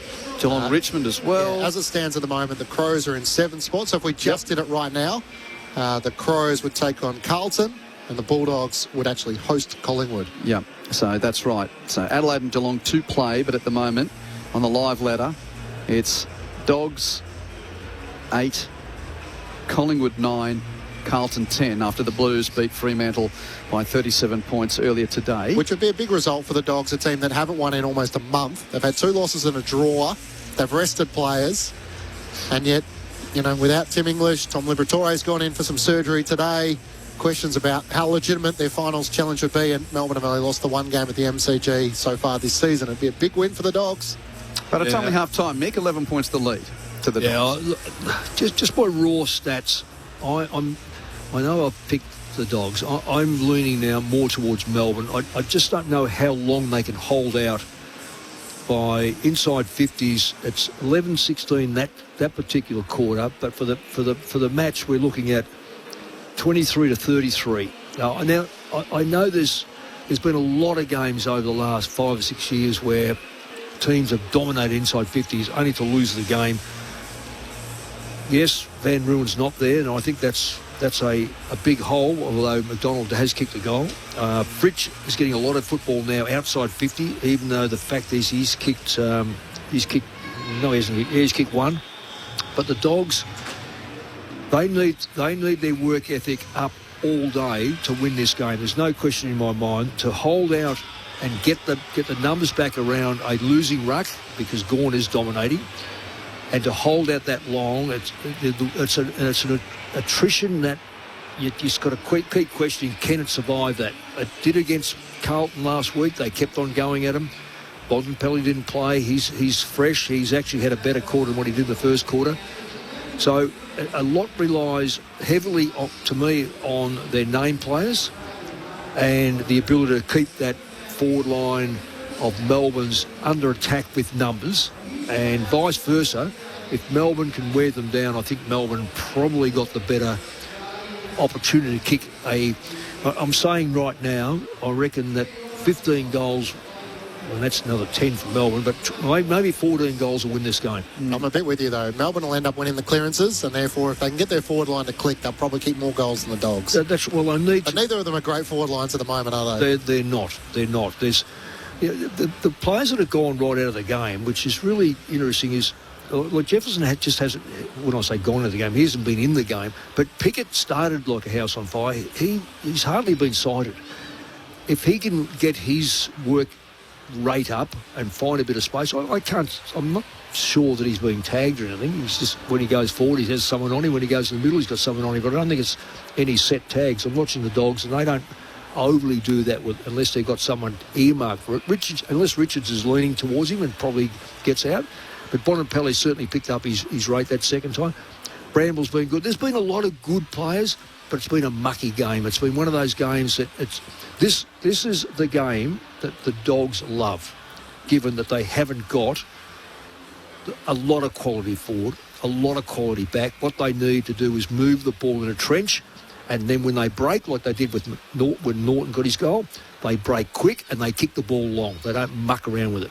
So how long they can do that for is, it's going to be up to their courage, really. The Demons have won 6 of their last 7. In that period, they've been averaging 112 points per game. So for Luke Beveridge, you'd say, well, half the job's accomplished. We're preventing them scoring, but then they need to kick enough points to win. Well, 36 points is well and truly within that range that Lukey Beveridge is looking for. Thanks, Mick. And Clinchy, 11 points the lead to the Bulldogs at half-time. Repeating the score at Docklands. Carlton, 11 goals, 18-119 to Fremantle, 12 goals, 10-82. If you've got a thought on the text, the number is 0437 774 774. I'll give you a teaser here. Pete from Ballarat, one of our loyal listeners, texts, consider Freo's second half of the season. Against Sydney, they were 0-11 at half-time. They played Port and kicked 4 goals to half-time and just squeaked home late. Against the Dogs, they'd scored 29 points at half-time. They regularly go on runs of kicking scores, like 2 goals, 9, etc. They are fragile and have all the pressure on them from the media over there and from fans who've booked flights and hotels since May. They're primed to go like Adelaide last year, says Pete from Ballarat of Freo. That's only one man's riding opinion. before the finals got underway. Well, but who knows? 0437 774 774 is the number to get in touch. Now, just before the news of the world, how about the news of the cricket? Australia still batting, leading by 101 runs. We've seen 18 wickets fall already on day one in Mackay. Australia sent Bangladesh in and they got Starked, who took a wicket with the first ball of the Test match again. That was for the 4th time in his career. He finished with 6 for 12 from 10 overs, Mitchell Stark. Bangladesh all out 64. But Australia is currently 8 for 165 with Cam Green on 51 and Nathan Lyon 10. So their lead for the Aussies is 101. The rundown looks like this. Head 22, Renshaw 8. Labuschagne just 4. Smith 42, Carey 5, Webster a first ball duck, Cummins a second ball duck, and Stark just 1. So Shariful Islam's getting all the wickets for Bangladesh. He has 6 for 35, and that stumps. They've just gone to stumps. Clinchy, yep.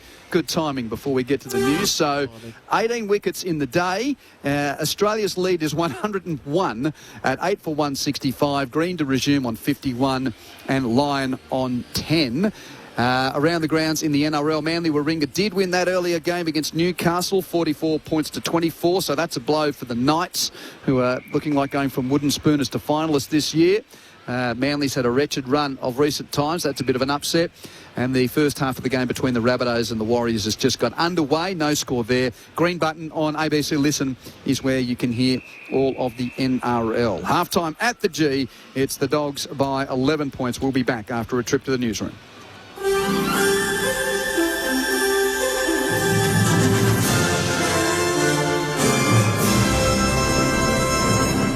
Hello, this is ABC News with David Rowlands.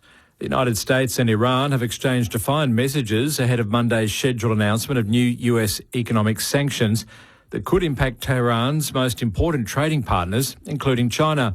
Larry Buttrose has the story. As the war nears the 6-month mark, the two sides are no longer exchanging fire, but nor are they pursuing peace talks. All the while, oil shipments through the Strait of Hormuz have virtually halted as Iran threatens to strike any oil tankers it doesn't authorise to transit the key waterway. US Treasury Secretary Scott Bessent is promising the toughest sanctions in history on Iran, while also urging China to cooperate with Washington. China, which analysts say buys more than 80% of Iran's shipped oil, is urging diplomacy. Meantime, the Trump administration has re-emphasised US opposition to Israel annexing the West Bank, but has avoided direct condemnation of Israeli plans to build a large new settlement in the E1 area east of Jerusalem. 8 Muslim-majority countries, including Indonesia, Egypt and Pakistan, say they categorically reject plans to build the new settlement, calling it a dangerous escalation. The development would effectively divide the West Bank in two and isolate East Jerusalem from the rest of the West Bank territory. Settlements are illegal under international law, but Israel disputes this, citing historical and biblical ties to the land.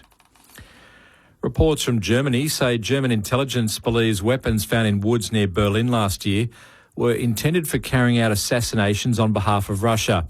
The German Interior Minister says federal prosecutors are investigating a suspect in Romania over suspicions of espionage and preparation of a serious act of violence threatening the state, while refusing to confirm reports of Russian links to the discovery of the weapons cache. The Interior Minister says he can't rule out the involvement of foreign powers.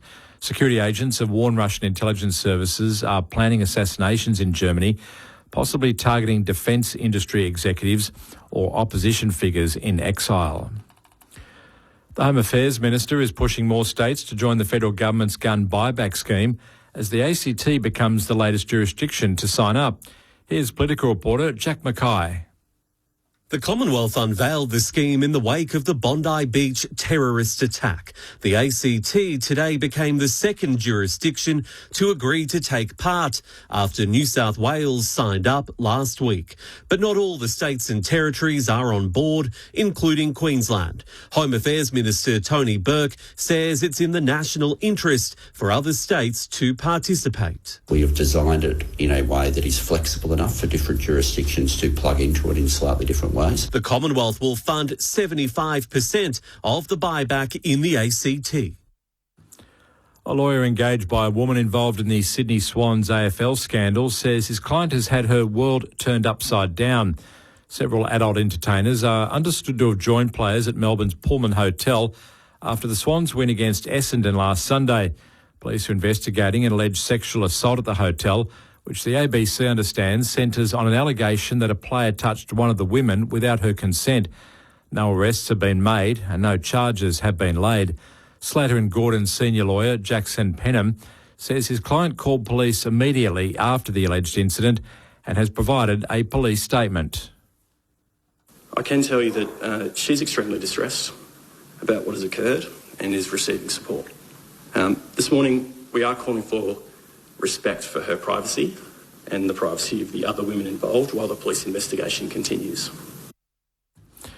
The Queensland Government has announced a funding boost for the state's film industry.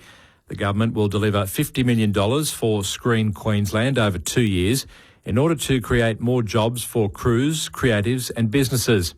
Arts Minister John Paul Langbrook says the funding will help attract national and international productions, as well as strengthening Queensland's reputation as a filming destination. And in sport, Mercedes driver George Russell will start from pole position in tonight's sprint race at the Dutch Formula One Grand Prix. Russell qualified ahead of reigning Formula One champion Lando Norris in second and Ferrari's Charles Leclerc in third. Australia's Oscar Piastri was fourth. The sprint takes place tonight Australian time with Grand Prix late tomorrow night. ABC News.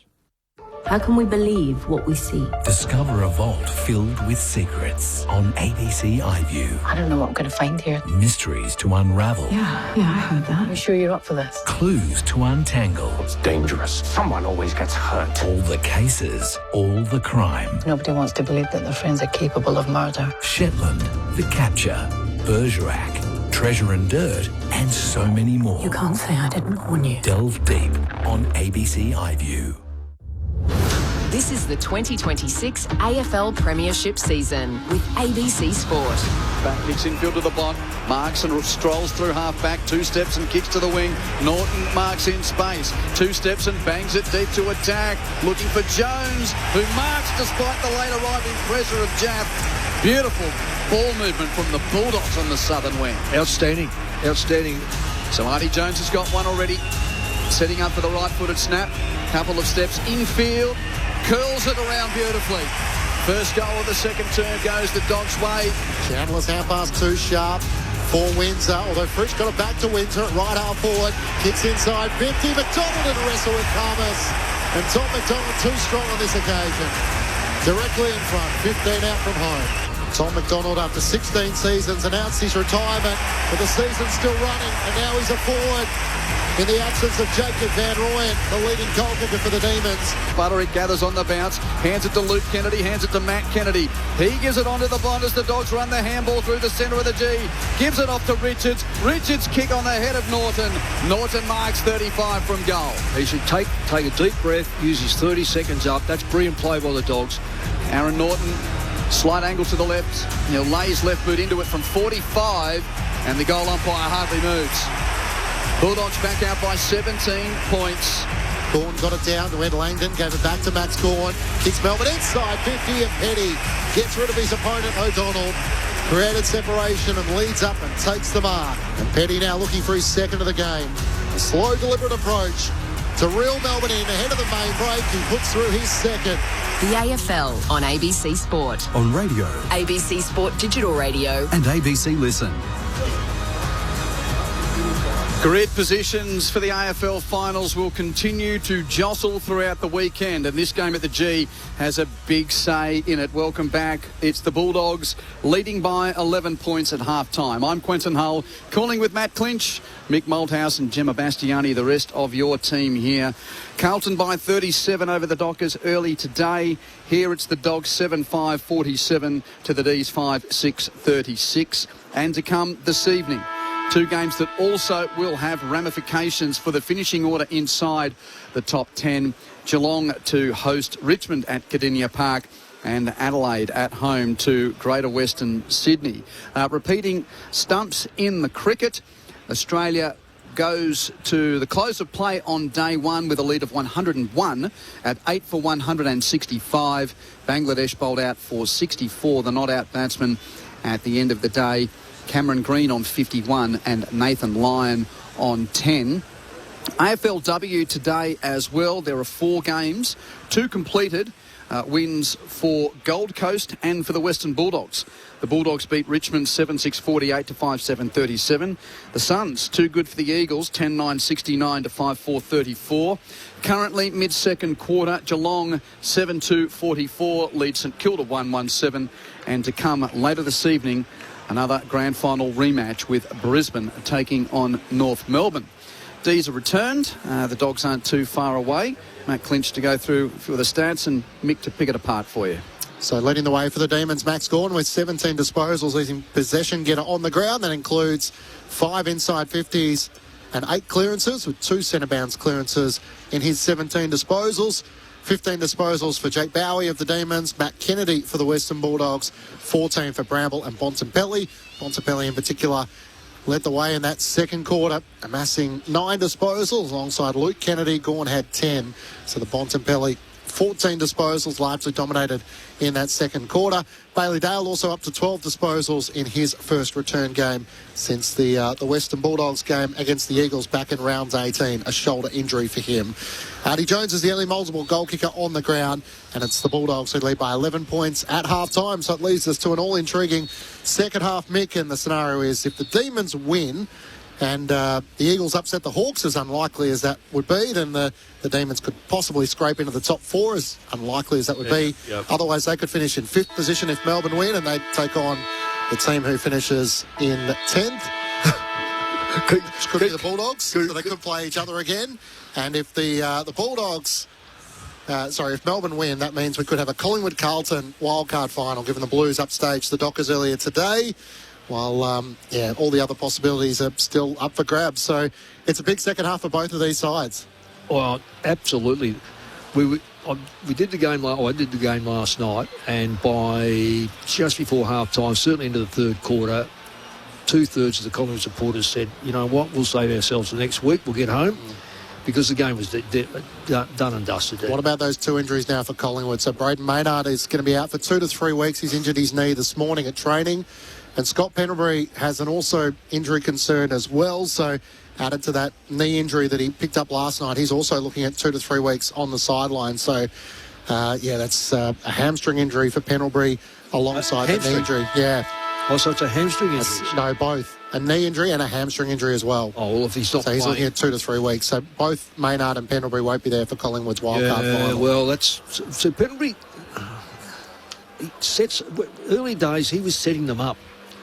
And I don't know about you to say keep him in the game, but his mastery of where the ball is, where to get the football and find a target, they will really miss that type of leadership out there. And also the fact that he can win enough of the football to get a foot.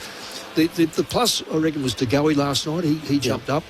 Maynard, he looked no good at training. I was very surprised when they said, he'll be there next week. I wasn't convinced by that one. And as players are heading out of position, Mick, how should Fremantle fans feel now they've lost 2 of their last 3? I think they should be very, very worried. I've said it all year. They don't go deep enough through the middle. They rely heavily on their big 3. Now, Amos didn't play. Now, I know this game's going to start in a second, so we've got to be careful. But I'd be, if I was in Fremantle's position at the moment, and they've lost the last 2 games here in Melbourne, they need to clean up their first final and clean up well. It's been a busy weekend, and we've got a big half to play out here. Third term begins. Dogs lead it by 11 points.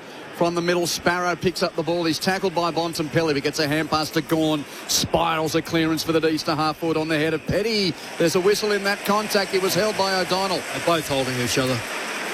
The ump's given it to the shaven-headed Melbourne forward. Yeah. He puts himself in a very good position, Petty. I know he's played some good football in the back line, but he's also been a nuisance, I'd say, in the forward line.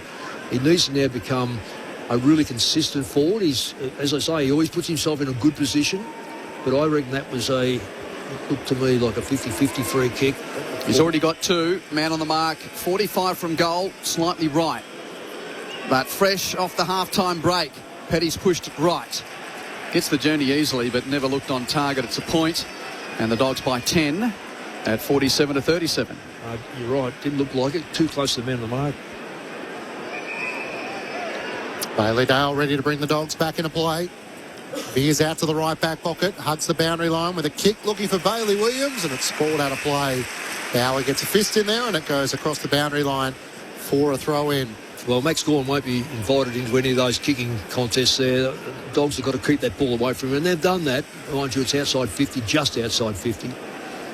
Bulldogs by 10 points. The floodlights taking over here at the MCG. Gawn up against Lobb, wins down the tap. Ed Richards tries to break away. Steele lays the tackle, gets a kick that goes straight up in the air.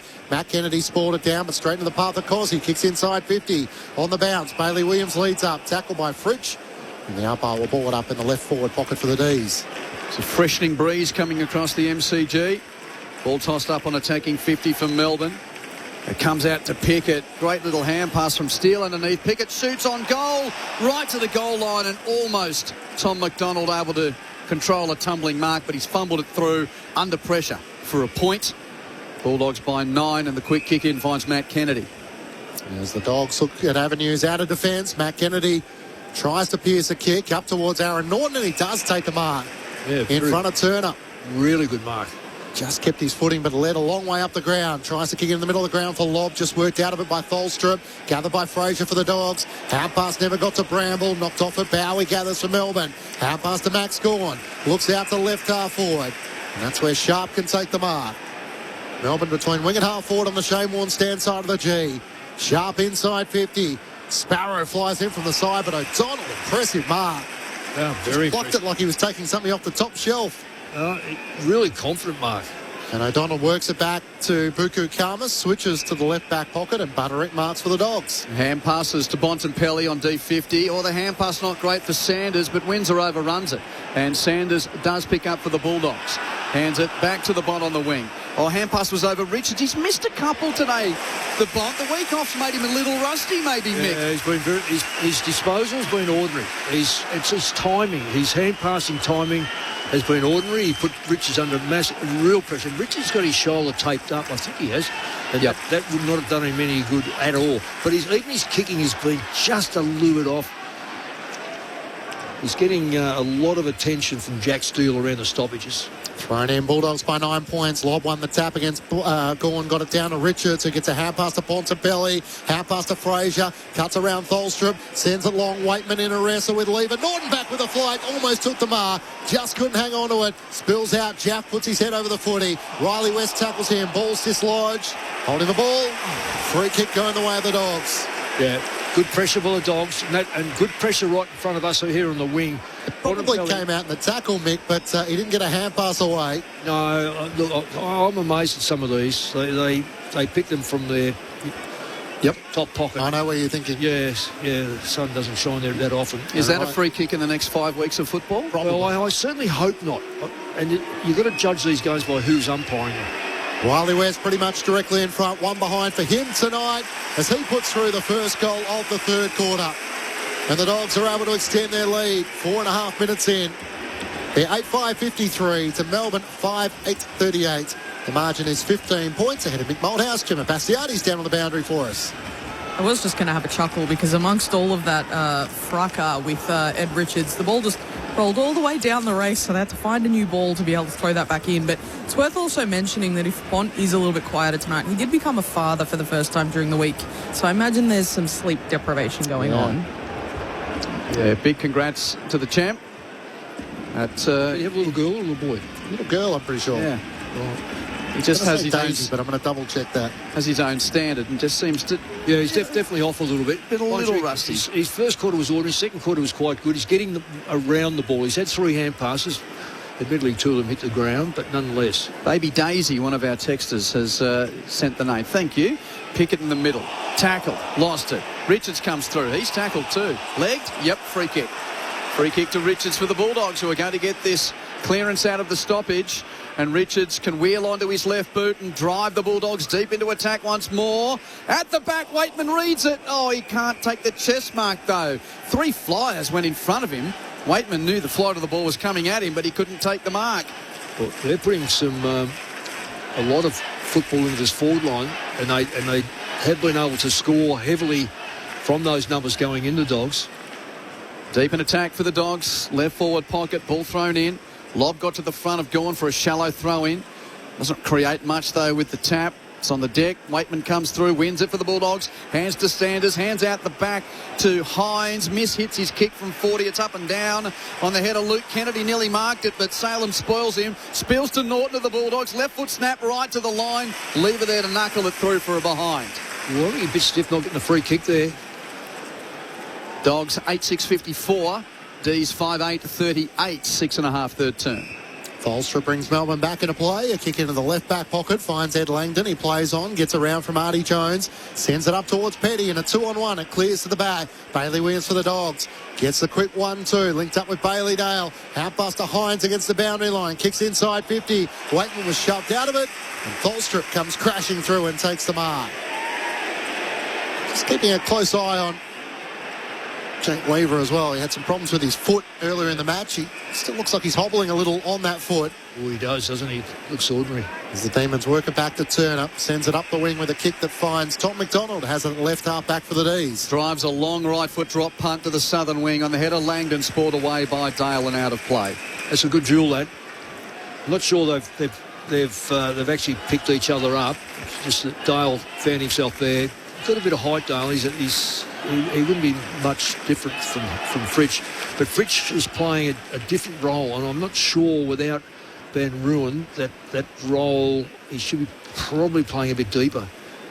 So Melbourne's never seen the lead in this contest. It's never seemed like it's got beyond arm's length for them. But the Dogs have led from the start. Langdon with the clearance from the throw-in, slaps it on his boot, bounces off the chest of Petty in the pack at half forward. Sharp roves to the Demons, though. Tumbles a kick on the head of Langford. Oh, Donald going back with the flight. Takes a brilliant grab for the Bulldogs. Great mark, and he plays on quickly. Bouncing ball gathered by Butterick, left half back for the Bulldogs. Kicks it around the wing. Space for Jones to gather. Looks infield. The kick on the 45's good. Hits Fraser. Runs to 60. Deep entry for Norton. Marks, plays on and kicks the goal. Melbourne fans were questioning whether Isco Turner had left hand on the 0 and right hand on the 1 from Aaron Norton, but those two Dukes then took the mark and kicked the goal. Norton's got a couple, and that is now the biggest lead in the game for the Bulldogs, and there's the popular vote from the Demons fans here at the G as they see the replay. Mick, what did you think?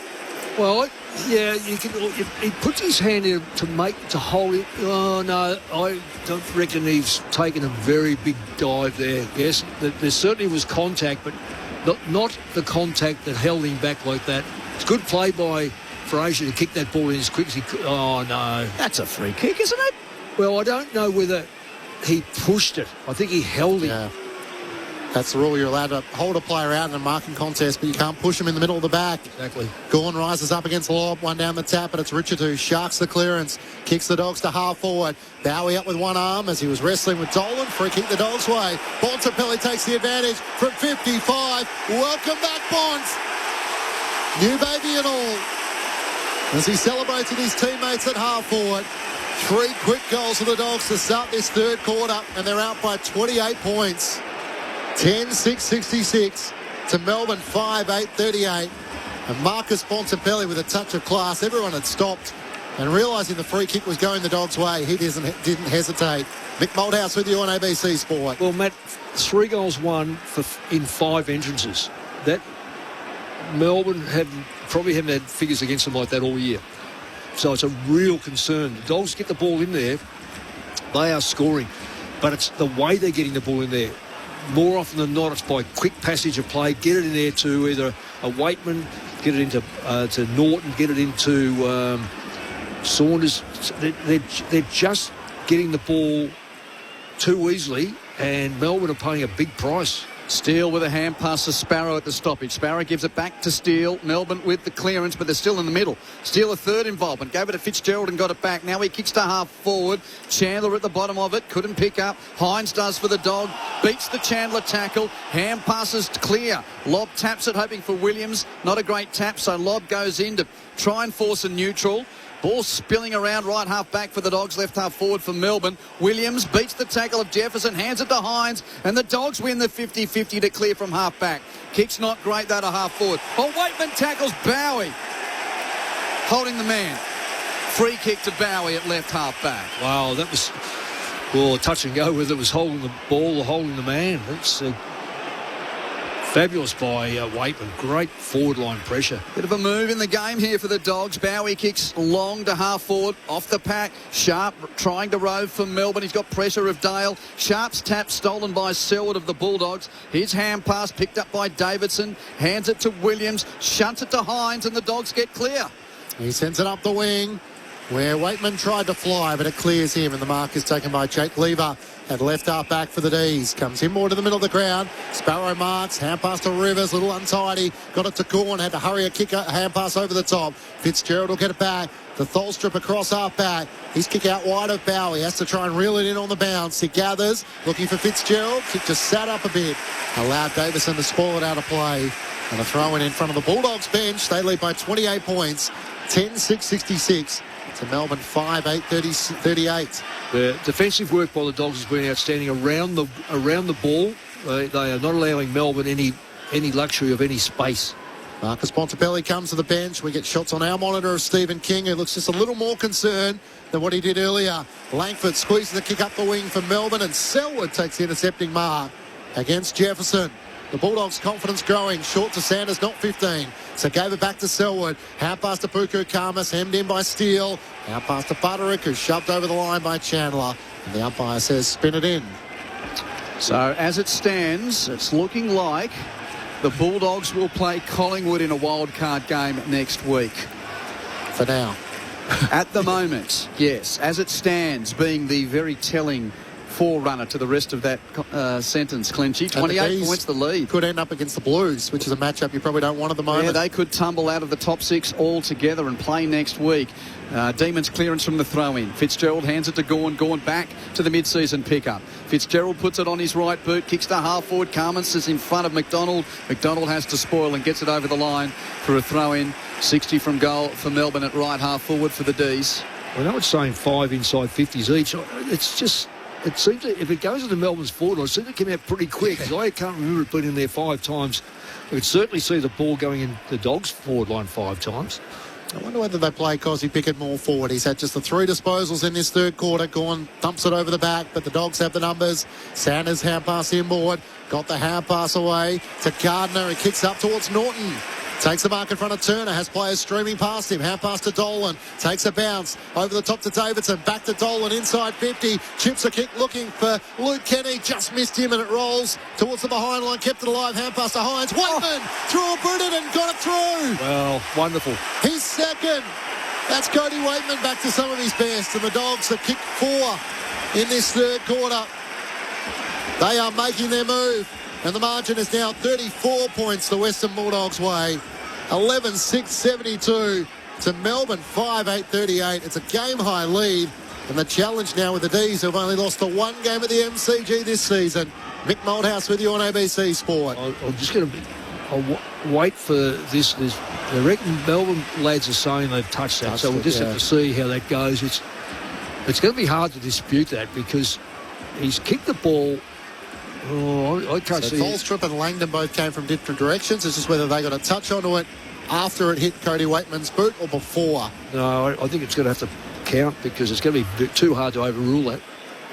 That's a wonderful goal, though. That's just played on instinct. Ball was there, get the ball, and you don't have to pick it up. So 4 goals unanswered for the Bulldogs to start this second half. And hang on.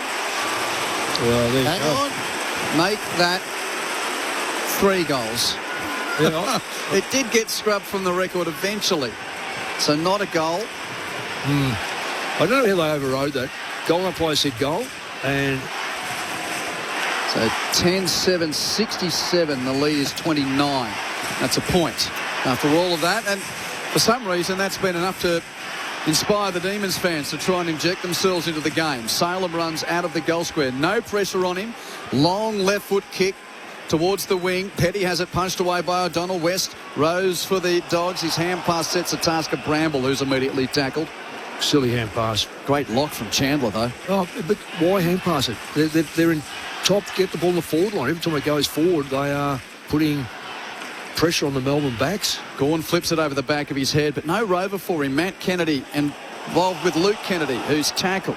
Gave the handball there, got rid of it, and now Sparrow plays tackler out there to ensure Gardner can't get free, and it's locked up on the outer wing. Well, Melbourne can't cope with this real number of bodies around the ball. They just can't get clear. And yet they've got the dominant player on the ground. Gorn one down the tap, but it was sharp by Riley West. Hand pass to Bramble inside 50. Intercepting mark taken by Dan Turner. He looks to switch immediately. Jaff takes the mark, 15 metres out from his defensive goal at the punt road end. Chips it over the top to Laurie.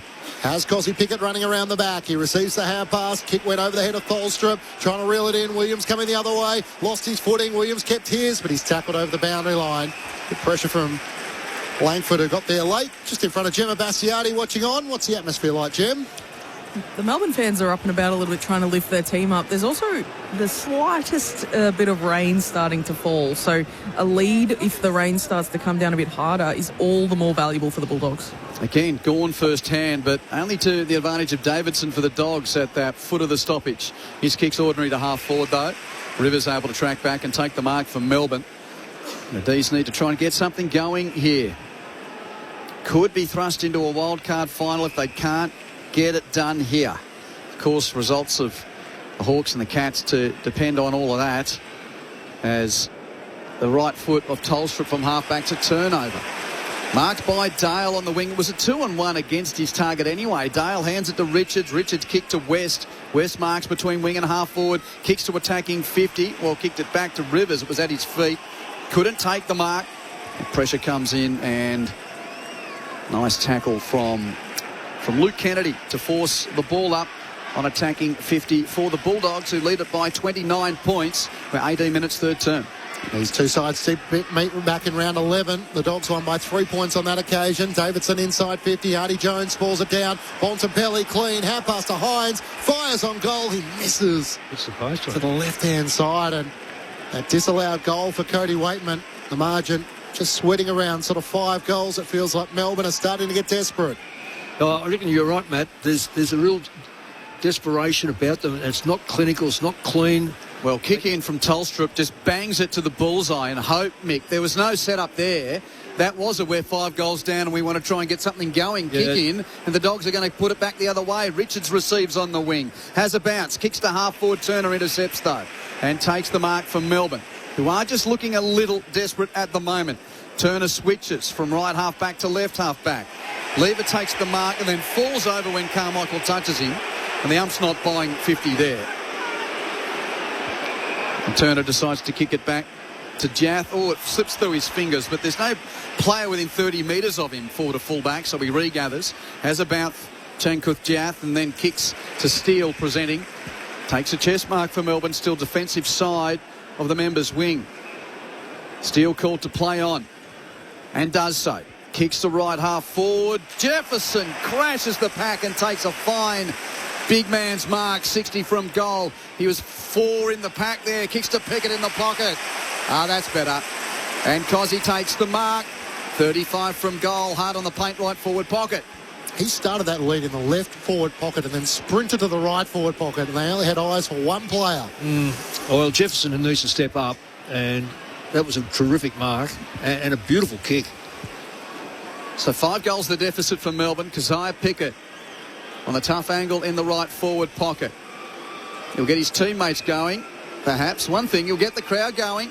He's trying the right foot. Banana, what a skillful player he is. Executed with perfection. It's a 4-goal lead to the Dogs at 10-8 to 6-8. Cozzy's got his first of the day. Yeah, and a first. What a first. Just around the body. He just makes it look so nonchalant. So easy, yeah. It was for those that aren't watching, just listen to us, it was in the right forward pocket. He's a right footer, so he's tapped against the boundary in probably about 4 or 5 metres, but was able to do what we call a banana or whatever else you want to call it these days. But as soon as it left his boot, he's had his hands in the air, so he was very clean. So we mentioned before about Jefferson. He needs to pick up because someone's got to take the slack away from the fact that Van Ruin's not there, and Pickett's just going to make himself a nuisance because once he gets hold of the football, you know things are going to happen.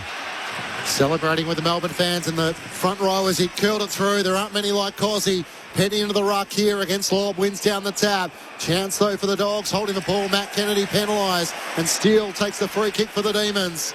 Thought about the hand pass to Cozzy, now cuts on his right, drives it long, Jefferson the target, he crashes the pack, front and centre, Laurie around his body, for 2 in a minute, it hits the post. Crashes about halfway up on the bounce, and a 23-point lead. The Bulldogs way, 21 minutes gone third term. And just a nervous hum around the G. As Butterick now runs out of the goal mouth for the inbound for the Dogs. His kick misses the target. Oh, Sharp had it at his feet and ran over it for Melbourne. So Davidson picks up for the Dogs at right half back. Whistle before the ball arrives to the pack on the wing. Bulldogs free kick to the Bond who was being held. Hand passes to Carmichael, the second gamer. Well, he misses the target, kicking for lob at half forward. Bad miss. McDonald picks up for the Ds, and now they can sling from half back. His kick allows Langford to have a fumble on the wing. Then picks up, kicks to Fritsch, one-on-one with Carmers, and Fritsch uses his body to take a brilliant mark. Then wanted to play on. Carmers tackles him, holding the ball. And the Dogs run away with Butterick at left half-back. A lot happening there. Kick goes to Jones, who marks on the wing. Hardy Jones looks up, Bontempelli at half-forward, sends it in that direction. He flies, can't take the mark. Spills out, Tholstrup gathers for Melbourne. Out pass to Tom McDonald. Over the top to Steele. Out pass to Bowie at right half-back. Who can take their chances? Bowie runs the wing. Kicks up towards Jefferson. Works his opponent, Bailey Williams, underneath. He gives the hand pass to Joel Fitzgerald. The mature age recruit into the pocket for Fritsch. It's over his head. Wow. And out of bounds on the full. Yeah. It's gone up a few levels, Mick. Oh, it has, but the final delivery in the both forward lines has let their teams down. So they're at their feet or over their head. In this case here, it's a free kick to the Dogs. Karmas from the left back pocket. Kicks beyond defensive 50. No mark in the pack. Petty comes through, but is tackled. And the ball up. There's a little bit of a wrestle too there. Fraser and Matt Kennedy. He never shirks the task, Matt Kennedy. And the umpire quick to toss it up 60 from the D's goal. Meanwhile, Petty's still on the ground. Up lets him go. Jath comes through, wins the clearance. Kick around his body. Bounces for Jefferson on 50. Gathers. Hands to Windsor. Running towards the boundary from 45. Caleb Windsor produces a moment of brilliance. And don't the D's fans love that at the G? What a high-quality finish that was. 17 points the lead to the Bulldogs at 10-8-68 to 7-9-51. Mick, just explain to our listeners how hard that is to do when you're running so quickly in the opposite direction. Yeah, well, surprisingly enough, that type of kick, when you do run towards the boundary and hook it across your body, you're able to get a lot more purchase on the ball. It just if you can all picture the Buddy Franklin ones, Buddy would rather have a kick with his leg to the left boundary and bring it across the face of the goal. That's the direct reverse of a right foot coming across the back. It's not. If you go to him again, he may not kick it, but it's a comfort kick. It really is coming across the face of the body. Just kick it to the right forward pocket, and the Melbourne fans rise. Gorn wins down the tap, got it to Steele, hand pass to Fitzgerald, kicks to half forward, crashing the pack was Tom McDonald, but it's gathered by Bailey Dale for the Dogs front and centre. Hand pass to Matt Kennedy, out to the Shane Warne stand wing with a hand pass to Davidson, kicks to half forward, Norton rises and takes the chest mark. He turns on his left, miscues it though. It's going to hit a target though. Rory Lobb marks directly in front, 55 out from home. He looks up, Sanders with a couple of metres space, getting back Langford, made the spoil. West fends off the tackler. Hand pass to Richards of the Dogs. He cuts back on his right. Hand pass looking for Rory Lobb. He gathers, jams it on his boot, and misses to the right-hand side. There wasn't a lot of control as he just tried to bang it through from 40. No, it didn't. It looked ugly, but it would have been a good reward because he's tried his guts out, big lobby. 3 goals to lead to the Dogs. Quick kick in. Jath marks right half back for the Demons. Kick to the wing. Well, Karmas had a chance to mark it, dropped it, but foot soldiers there for the Doggies. Sanders roves, hands to Butterick, has a bounce, kicks the Dogs back into attack. Gawn's the third up in the pack to punch it away. Ground level, Luke Kennedy's tackled, and it will be a ball up. Salem there to apply the lock on the 19-year-old in just his 6th game. Gawn clearly taps down, hoping for Pickett, but West hassles him off the ball. West wins the ball, breaks a tackle, hands it out the back to Sanders. Sanders one way, then the other, now snaps from 60 towards the goal mouth. Norton over the top of a big pack, couldn't mark. Keziah Pickett rose for the D's. Calmly hands it to Fitzgerald, hands it to the pocket for Bowie, who hacks it clear. Up towards Chandler, couldn't take the mark. Batterick made the spoil, but he get to the back though. Jefferson's hand pass, away to Steele. They're out now. Chandler takes it, takes a bounce at right half forward, takes the second, gets to 50. Tom McDonald at the back, the kick is over his head, and it bounces out of play, frustratingly for him and Ed Langdon, who came charging down. And James O'Donnell takes a deep breath and thinks, oh, got out of one there. Lord. Yeah, Chandler probably took one bounce too many, and the kick was just a little bit rushed. It was good play. He did see them. He wasn't selfish. And rather than McDonald leading up, he tried to race back to goal. Gawn slaps it down. Jefferson's the crummer. Jams it on his left. It's touched through for a minor score. Gemma Bastiati on the boundary with the Bulldogs leading by 17 points. Yeah, Aaron Norton is limping from the ground. Right leg issue. He was getting some treatment on his stomach and right leg before he came on for the quarter. He's going directly down in the ribs. He does not look in a good way. And the Melbourne players down on the point post. The umpire's going to stop play here. I think it's Jefferson down there. Yeah, so there's a bit of carnage at the moment. Well, he's holding at his left knee, just seeing a replay, grappled at it immediately that he went down, and he's now to his feet, but very gingerly trying to walk towards the boundary, and this will be quite the delay because he's all the way in the forward pocket and he's not moving very quickly. Just got a replay of the Aaron Norton one. It was that pat mark at the other end where he so often is off balance and the majority of the weight lands on the right leg. Gemma? Yeah, Harry Petty's standing on the bench just asking the umpires, when can I go on? Because he's clearly the replacement for Matt Jefferson and keen to get on and into position, as we see a replay on the screen for the Jefferson injury, and he does land awkwardly on that left knee. It does not look good at all, as you can hear from the crowd. That's hyperextension. Yeah, hyperextension. He'd be jammed the front of his knee. There's no, we're not doctors from up here, but sometimes the initial thing there is it really jams the joint together, and the little fat pad in front takes a lot of pressure. The thing you always hope that you haven't snapped your ACL. Yeah. Give it. That's not necessarily the mechanism. So you'd hope that he will be able to come back on. He'll certainly be sore. In fact, there he is now. He's jogging. It's just that initial pain. And the shock of it all. Yeah, it is. I don't know about Norton, though. I haven't seen what he did. And that was interesting. The umps called play on before the extra Melbourne man could get on the field. That's why Petty was saying, when can I get out there? And the Dogs affected the kick in. Dees was still one short effectively. Anyway, Dogs have got it at right half back. Matt Kennedy's under pressure, but gets a hand pass to Bramble. He's got support runners. Hands to Dolan, hands to Selwood, runs the wing. Great pressure from Tolstrup coming across though. The kick is smothered. Tolstrup wins the ball. Hands it 1-2 to Langdon, so Tolstrup's got it back. High kick to half forward. Dale and Chandler. Dale's claiming a mark. Said Chandler got a piece of that, and they lock it up, and it's a ball up. Yeah, I'll go along with that. I think he did take that mark. Bulldogs 10-9, 69. Demons 7-8, 52. 17 points the lead to the Dogs, 29 minutes, third term. Langdon lays the tackle on Bramble, trying to break clear. It's why coaches always say you can't win the premiership in August, but you can certainly lose it with Van Rooyen suspended, Jefferson now injured, Aaron Norton off the field as well. The Dogs get a kick up towards half forward. Bontempelli tries to tap it on to Waitman. He gathers it right half forward. Hurries a kick inside 50. Jaff dropped the mark. West puts the pressure on. Jaff got it back to Bowie. Overran the footy, and only Jones sockets it forward. The foot race is on. Jones gets there first. Jaff cheering after him. He got him in the end and lays the tackle, and then tumbled over the top of him. Jones tries to knock it out lying on his backside. No whistle. Now there is. And it's going to be holding the ball against Artie Jones. What a circus. Wow.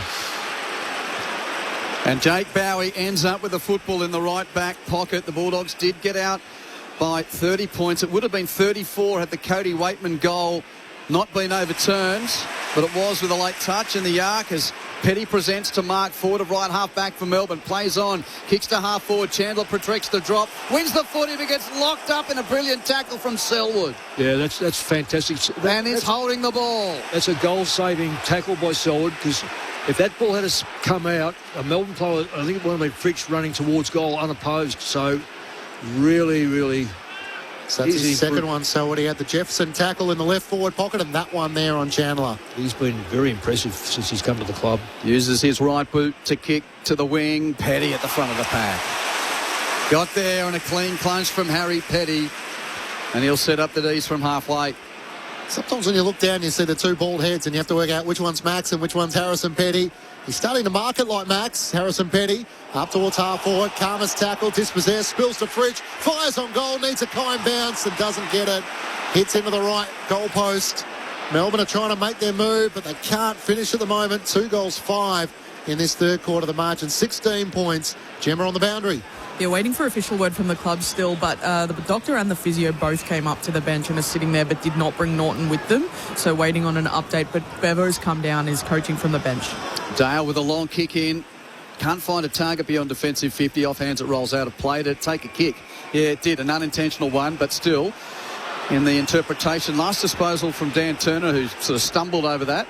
But now they're going to have a look at it. Clinchy, there's a minute left. So red time goals again.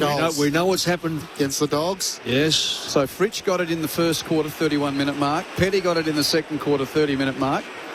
So Rory Lobb does get the last disposal free kick for the Bulldogs. Kicks it around the boundary. There's Petty in front again.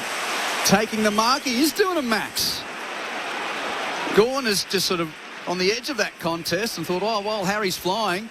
I'll let him go for it. Now Petty kicks to Gawn, who holds Sanders at bay. It was the mighty versus the midget there. Sanders out of his weight division. And Max wins the mark. He kicks inside 50 on the head of McDonald. Spoiled away. Fraser roves to the Bulldogs. Hand pass sets Selwood a task. Pickett trying to steal it. Selwood dives in. Got rid of it. Play on. McDonald's there. He has a pinch from him by Fraser. He hacks a kick clear, but only to Turner of Melbourne. 60 from goal. Big kick this. Good kick too. He hits Salem in the corridor. 45 from goal and siren imminent. Yeah, 19 seconds left, 14 seconds left. He'll kick this in the 30. A red time goal for 3 for 3. Oh, God, if you want to put money on anything. Who would want to be a coach? I mean, well, we actually have spoken about this. Well, there's other factors at play, but the Demons are trying to do all in their power to leave the MCG with a double chance tonight. It may get taken away from them, but this is a big kick in that quest. It's three-quarter time. The Bulldogs lead by 16 points, and Christian Salem, after the three-quarter time siren with the man on the mark, 40 outs. He's only kicked one goal this year. To make it a 10-point margin at three-quarter time, a stutter step from Salem. He hits it with his left, and it's through for a point. Or is it? It's hooked. It's a point. And the Dogs by 15 at the final change. Gemma? Aaron Norton is done for the day with a right ankle injury, so bad signs for the Bulldogs. That is huge news, not only for the rest of this game, but the rest of the season, however long it may last for the Bulldogs. So that's 10-9-69 to 7-10-54 at three-quarter time. A 15-point lead for the Dogs. So they led by 14 at quarter time, by 11 at half-time. Got out by 30 points, but the D's have kicked the last couple of goals in the game. 2 for Norton, but he's done for the day with that injury. 2 for Jones. That's 4. And what have we got? Waitman, Bontempelli, Matt Kennedy, West, and Richards and Fraser. Correct, Wade. 8 individual goal kickers for the Dogs, 6 for the Demons. Yeah, 2 for Petty and singles for Windsor, Langdon, McDonald, Fritsch and Pickett. So Dogs by 15 points at three-quarter time. Repeating that it stumps in the cricket. Australia lead by 101 at 8 for 165 in reply to Bangladesh's 64. Story of the day, Mitch Stark with 6 wickets for Australia as Bangladesh was sent in and rolled in just 34 overs.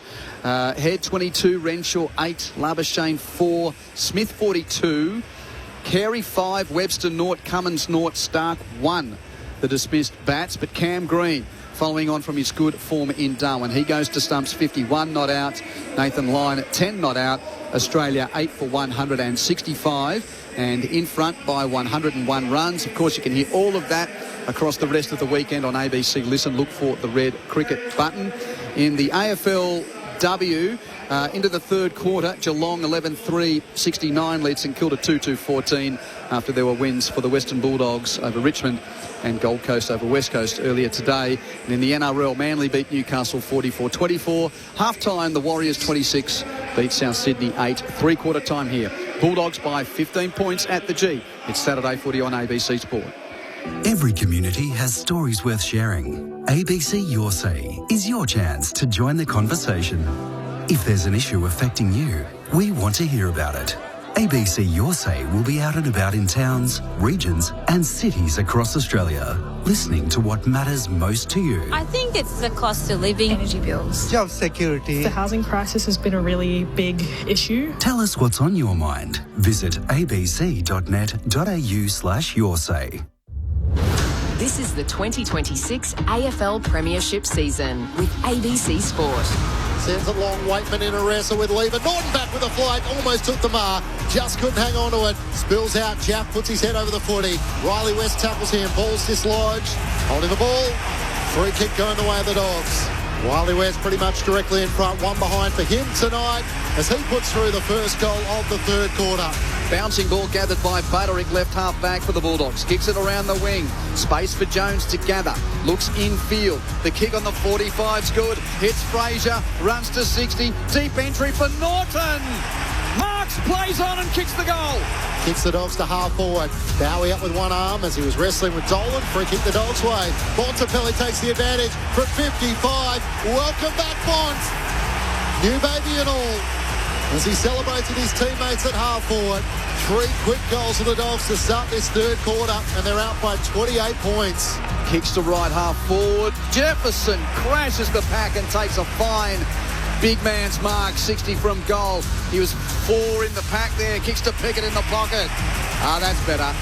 And Cozzy takes the mark on a tough angle in the right forward pocket. He'll get his teammates going. Perhaps one thing, he'll get the crowd going. He's trying the right foot. Banana, what a skillful player he is. Executed with perfection. Jab comes through, wins the clearance. Kick around his body, bounces for Jefferson on 50. Gathers, hands to Windsor. Running towards the boundary from 45. Caleb Windsor produces a moment of brilliance. And don't the D's fans love that at the G?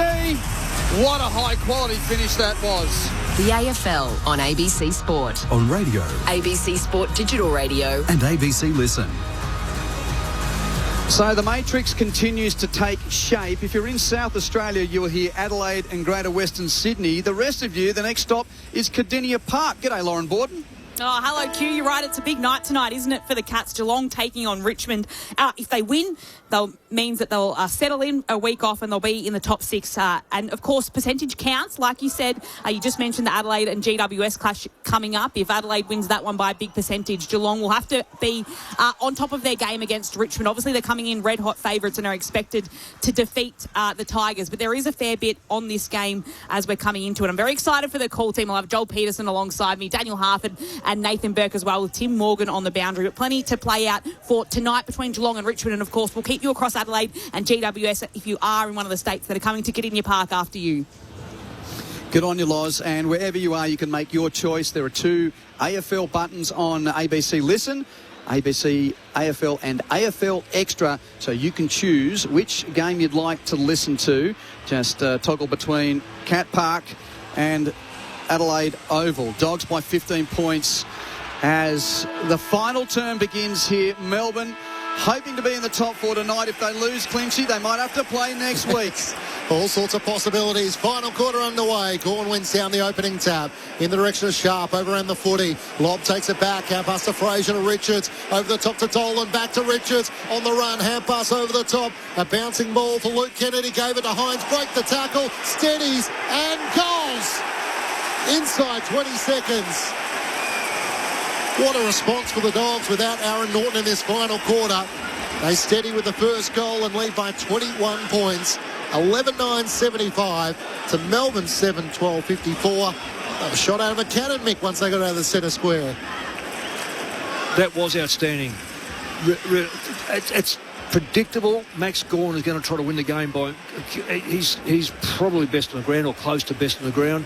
He's whacked it out, but if you're going to whack the ball out like that, particularly there's only 3 in the middle, the Dogs were smart enough to have a player placed right where that whack was going to go, and you've got to keep doing that. Gemma Bastiani on the boundary. Yeah, Matt Jefferson has been ruled out for the remainder of the game as well with that left knee issue. He came back at 3/4 time with a really heavily strapped knee, tried to do some run-throughs, some pretty grimacing through it, so no more for Matt Jefferson, no more Aaron Norton. Oh, Dogs just concede that centre tap to Gawn, and the explosion out of the middle. Cozzy Pickett kicks it into the post on the run from 50. Sparrow fed it to him. it happens so quick. We've had one go one way, one the other. Yep. It's almost like we're across the footbridge at Rod Laver Arena, Clinchy. There's got to be a better contest in the middle by the Dogs as far as the ruck goes. I think their mid-plays are going okay.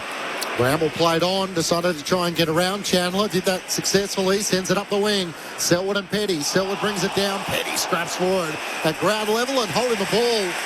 Free kick against Butterick on the bottom of that pack. Petty gives it away to Cozzy. Kicks Melbourne inside 50 in the direction of Turner, who's gone forward and takes the mark.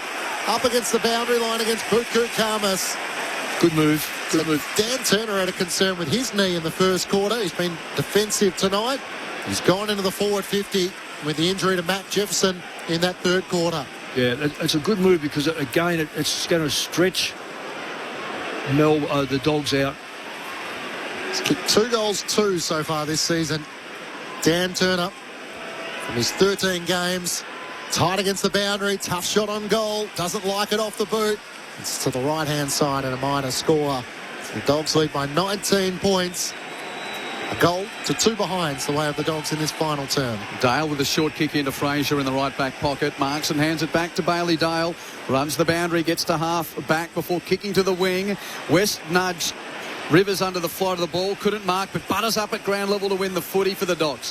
Hands it to Sanders, jinks away from Jath, who hands it back then to West, but his kick's turned over, Pickett intercepts, doesn't mark, kicks it off the ground, bit lazy. Selwood picks up for the Bulldogs at right half back, kicks towards half forward on the head of Jones, who outmarks Lever. Great job from Marty Jones. Oh, great mark. Great mark, given that Lever's got inches, probably should have smashed it further than what he tried.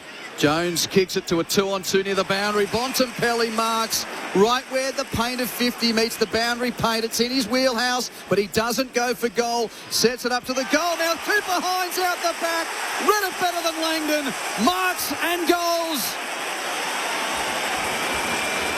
He has been the man in this last quarter. 2 goals for Cooper Hines. And the Bulldogs out by 25. At 12 goals, 9, 81 to 7, 14, 56. 2 in, 2 goals.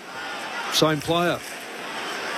I think he was a very early pick too. Expectations were quite high for him. He's produced a couple of good things today. Not a lot of possessions, but if you're going to get possessions and they can be goals, they're gold in a game which is quite low scoring.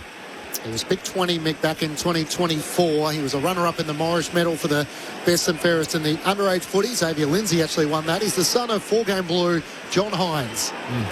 But the disappointment part for Stephen King will be the fact that Ed Langdon was there and just didn't get a hand to it. Oh, exactly. The previous goal, Cooper Hines was able to break through about 3 tackles and finish. He's a strong player, Clinchy.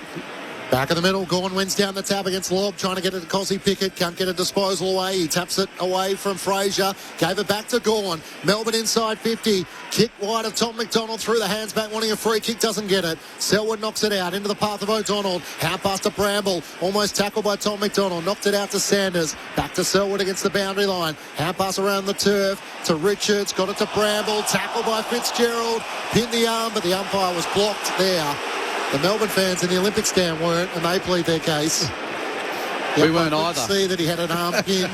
We weren't back was either. to the umpire. Yeah, lucky to get away with that. And the Dogs load up around this stoppage because they know that Gawn is going to get his hand to it most times.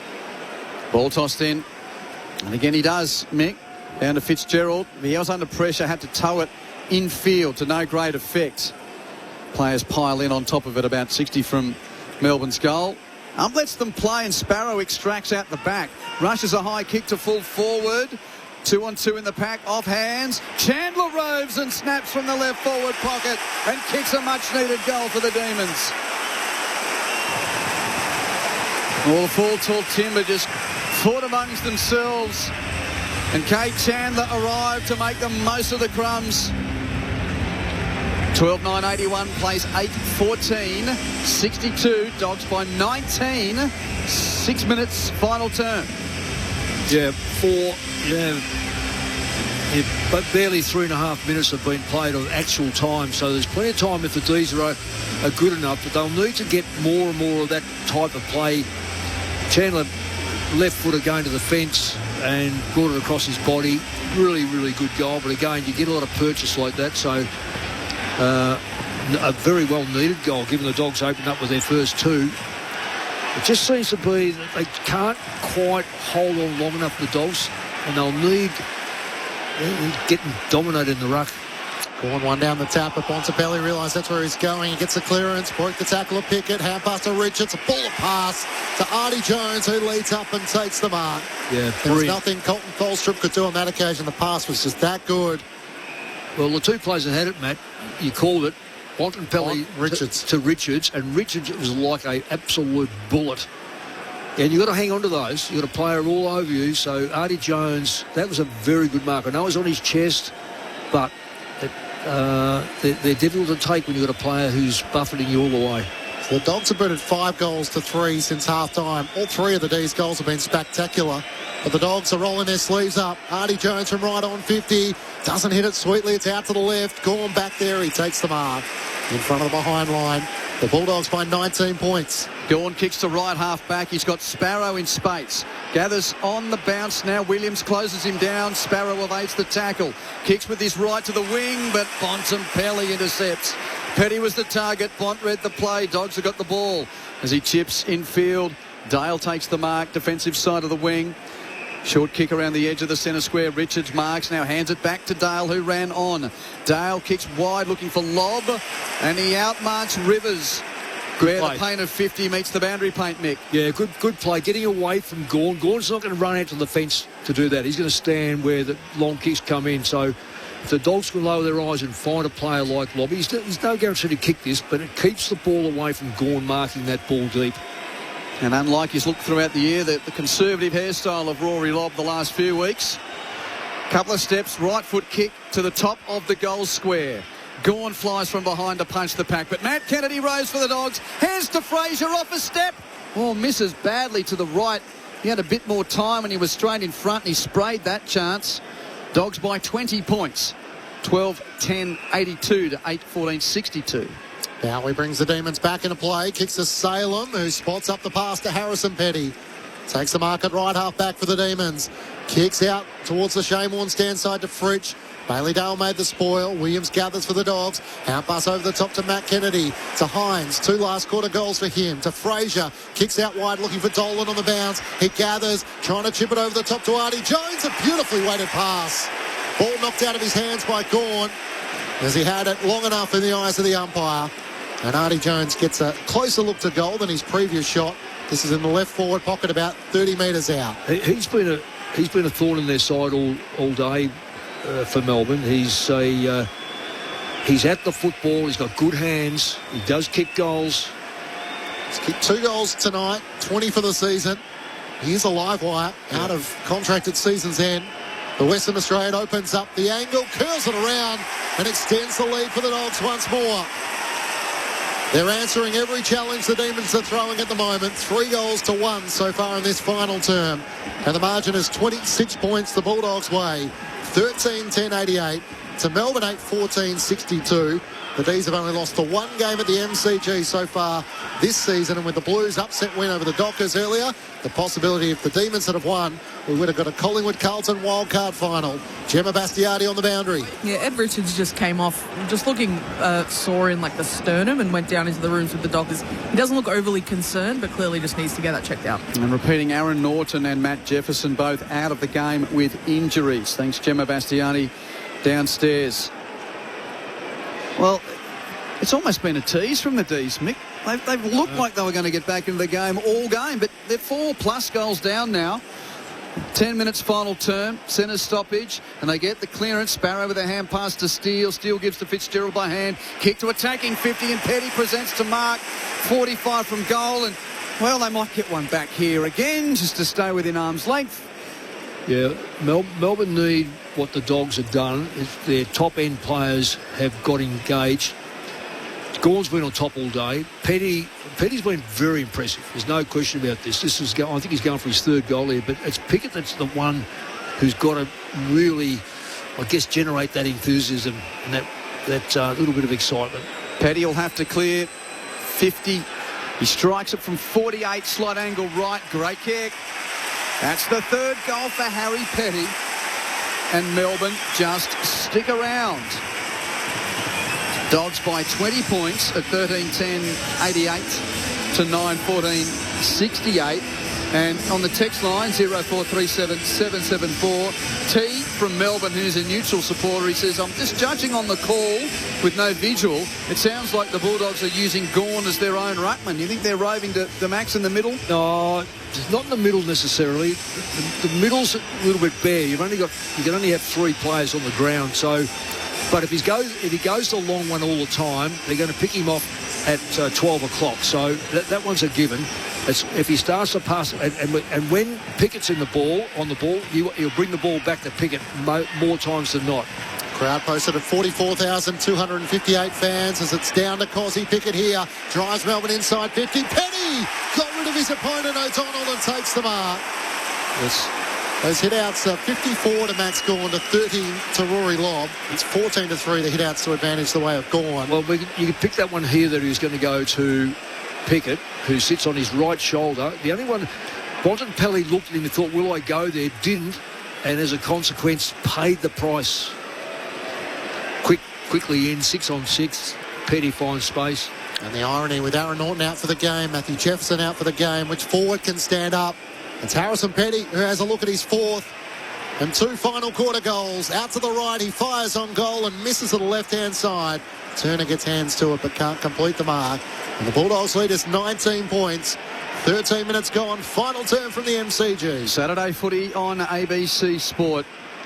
Short inbound down the corridor. Gardner marks it, but still inside defensive 50. Quentin Hull, Matt Clinch, Mick Malthouse and Gemma Bastiani with you at the G as Gardner kicks long to a pack on the wing.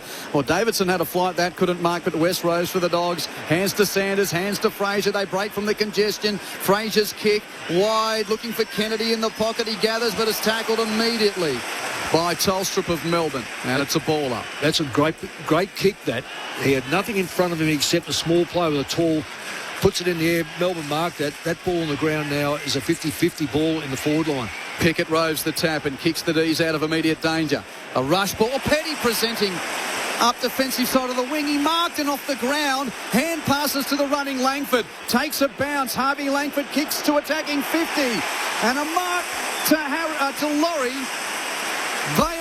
Laurie takes it 45 from goal. Didn't give the hand pass to Pickett, who was running by on 50. Taking the responsibility. Harrison Petty has got severe cramp 70 metres behind the ball. So he's got the pickle juice out now.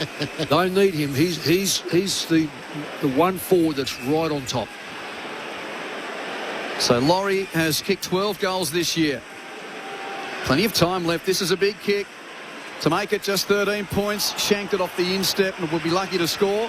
Doesn't score. Out of bounds on the full near side. Free kick will be taken by Karmas in the right back pocket for the Dogs, who lead it by 19 points. 14 minutes final turn. Yeah, bad miss. So 3-3 for Harrison Petty and Laurie there with that shot out on the full. The clearing kick up towards half-back. Petty and Gawn are both there from the Karmas kick. It's knocked on by the Bulldogs. Up the wing, Tholstrup might see this roll out of play, which will be a lasso free kick for Melbourne. It was off the boot of Cody Waitman. So Tholstrup has it. Members side. The Demons trail by 19 points. He veers out to the right. Sends it long. In the Max Gawn direction. In from the side. Gardner spoils it down to Bailey Williams. Hand pass to Matt Kennedy. Checks a kick over the top to Davidson. Floats a hand pass forward to Artie Jones. He's corralled by Tholstrup. Hand pass over the top to Bailey Williams. He gets centre wing. Tumbles the kick up towards Riley West, who read it superbly. Bowie copped a foot to the back of the head. West was flying high, and for half a moment Bowie thought it was going out of the full, only to see his opponent claim the mark. Been in good form, Bowie, all day. West has had his moments, but that is a fantastic mark. 1-on-1. Takes his 30 seconds to. This is, you wear down the clock now. Melbourne have got to kick forward to win it, I think, from here. And Riley West realising taking time off the clock is half the objective as well. 1-1 for the son of a great, Riley West. Out to the right. He fires on goal to cross the face. Gawn sets himself. Free kick, Dogs. And a free kick by the non-officiating umpire going the way of the Dogs. Cody Waitman impeded. Or was it Joel Fraser? I think it's Gardner. It's Gardner. Again, third time around. Yeah, he went to deck in the periphery. I know you had to watch the ball, Matt, but saw Gardner go down in the pocket. So this would be something for the defender who's kicked 3 goals for his career. I can only assume he was blocked trying to run to get to that contest. I've got to say I missed it. I was watching the... Yeah, and I'm just having a guess, Mick, but yeah, we're still waiting for the replay. So game number 56 for Ryan Gardner. He's first since round 13 against Hawthorn. A chance to kick a goal here that might deliver the Bulldogs a big victory. They lead by 25 points. And they come from everywhere to celebrate his first goal this season and just his 4th of his career. Ryan Gardner, as the second ruck tonight, has kicked a goal against Max Gawn, which is maybe a little unfair against Max, but the collateral of bodies going each direction has resulted in a free kick for Gardner after Gawn had taken the mark. And the Bulldogs lead by 25 points. Melbourne have not led at any stage tonight. 14-10-94 the Dogs. Silly the Melbourne 9-15-69. So we've seen it. Mick? Yeah. Gardner was trailing Gawn, who was trying to get to the last line, and Ed Langdon put a light shoulder on him. Oh, blocking shoulder. You reckon there was enough in it? Yeah. No, there's enough in it for a free kick. Yeah. No question. It didn't have to. You're blocking it for Gawn, yeah, but the ball's not even in the air. Yep, so Langdon giving away the free kick. Clean possession, Gawn in the middle. Hands it to Pickett. Has a bounce. Make it 2 to 55. Doesn't shoot for goal. Kicks it to the goal mouth. Out the back, McDonald couldn't get a boot to it. Picked up and hacked on goal by Chandler of the Demons. But, well, it took a ricochet into the post. So that's not out on the full. It is a boundary throw-in. He just hasn't done enough today, Pickett. Maybe he hasn't been in the middle enough. I didn't see him... He just seems to be spasmodic there. Oh. He's one of the most dynamic players in there, particularly when you've got a ruck like Gawn. It's a one-handed spoil by Riley West there. Great smother on that kick from Chandler. Throw in. Demons still deep in attack. McDonald picks up. Gets on his left. Snaps from 30. He's still in it. This has been a tease for 3.5 quarters for Melbourne supporters, and no doubt a bit of a heart stopper for Dogs fans. In a sense, they know their fate. It's Melbourne who are really sweating on the outcome here. And that's one. Make it 2 goals now for Tom McDonald. Getting some space to snap on his left. And it's a 19-point lead again to the Dogs. And there's still 7.5 minutes of playing time, Mick. Yeah, well, that's right. The old cliche, for every minute you've got a chance to get your goal. Well, we've seen him in 15, 16 seconds, so I mean that's probably just an overstatement. But whilst Gawn's in there, Pickett's in there with him, up against Gardner. I'd be doing a bit of work on Pickett taking his right leg, so you need 2 on the one side. So in the absence of forwards, it's defenders who are kicking goals. Gawn down to Pickett on cue, bursting out of the centre square, pulls his kick as he tries to kick it towards Chandler. Spoiled away by Selwood. Chandler gets it back. Hand pass away to Langford. Another one for the knees. 2 in the space of 90 seconds, and this game is alive once more. The Bulldogs by 13 points. And just like that, Max and Cosy out of the centre square make something happen. The Dogs nervously 14-10-94 to the Demons 11-15-81. Approaching 20 minutes gone in the final term. Mick Moldhouse on ABC Sport. Well, we spoke about, we were talking 7:45, yeah. 7:31. That's 14 seconds. Yeah, 13 or 14 seconds. And just repeating, if Melbourne win the game, they will be in the top 4 for the time being. If they lose the game, they risk having to play in the wildcard games next week. The stakes are huge for the D's. The Dogs will play a wildcard game no matter what. And aren't the Melbourne fans, it's their home game at the G. They're trying to get behind their team, and Gawn's just doing everything in the middle. Clean possession, hands to Fitzgerald, kick to half forward on the header, Fritsch. Spoiled away by O'Donnell, but Cosy Roves. Hand passes pinched by Richards in the time of need for the Bulldogs. Runs defensively, creates some space and time, and chips to the Bont. The 2 guns combined. Bont marks at half-back. Kicks it to the wing. Half-volleyed by Kennedy, but he scoops it up. Hands to Davidson on the wing. Long kick on the header, Waitman. Lever got back to spoil for Melbourne. Important ball in the pocket. Jones picks up for the Bulldogs. He's hard on the boundary. Hands to Waitman. Waitman snap. It rolled under the feet of Salem and into the post. Salem was there to try and stop it, but it beat him under his studs and into the post for a point. Dogs by 14. Salem quickly brings Melbourne back into play. Got it away to Rivers. Sends it up the wing. Sharp drag down by Selwood. Didn't have the footy, says the umpire. Melbourne free kick on the members' side. Sharp looks up to half forward, sends it in the direction of Turner. It clears him. Foot races on. O'Donnell got there first. Chapel lays the tackle, throws him to the turf. And Melbourne have got it into the left forward pocket. A ball up 45 metres out from their goal. Oh, good play by O'Donnell, though. One touch, had to take the big hit. Dogs by 14 points. Gardner wins down the tap. Got it away to Bailey Dale. Kicks the Dogs up the wing. Wakeman desperately diving, trying to get a hand to it and sees it out of play against Rivers. Bowie is the looser cross half back for the Demons. The Bulldogs 14-11-95 to Melbourne 11-15-81. The Dogs burst out of the gates with the opening 3 goals of the match. They've led all afternoon, evening. And the Demons with so much at stake here. Throwing just forward to the wing for Melbourne and Gawn. Brilliant tap over the back to Chandler. Rush kick inside 50, straight to Fritsch. A bit fortuitous, but Bailey Fritsch takes the chest mark. 45 from goal. Yeah, well, you're playing front. That's what happens. It's a mongrel kick going in. Some of those haphazard, some of those chaos kicks that go in, they're the ones that the hardest to read by a backline player, and you never know. Were there conversations as to whether or not Max was getting a 9th All-Australian or not? But, boy, just look at the influence he has on a game. I thought you were going to say be knighted. Bailey Fritsch, 48 metres left. Boot. D's with 3 in a row. And it's an 8-point margin at the G. Second for Fritsch. And I reckon those beneath us in this old so-called smoker stand, Mick, they'd agree. Well, Sir Max, he's doing it all. Well, I'd argue the case that he's probably the best ruckman ever. Now, I know we've had some brilliant ones, but a bloke that, on today's performance alone, I'll just bring up his entire stats. He's had 27. Leading possession, 14 contested possessions, 10 clearances, 8 inside 50. So if that doesn't get 3 votes, he can go off now.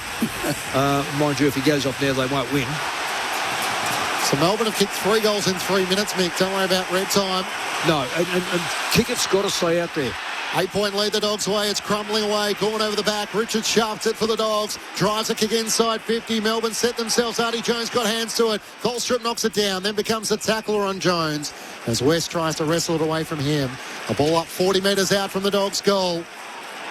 44,000 into the MCG. Gawn tries to knock it clear for Melbourne. Davidson leads the foot race. Langdon just bumps him out of the way. Gathers it for Melbourne. Bangs it up the wing. It'll be a lasso free kick as it bounces out of play.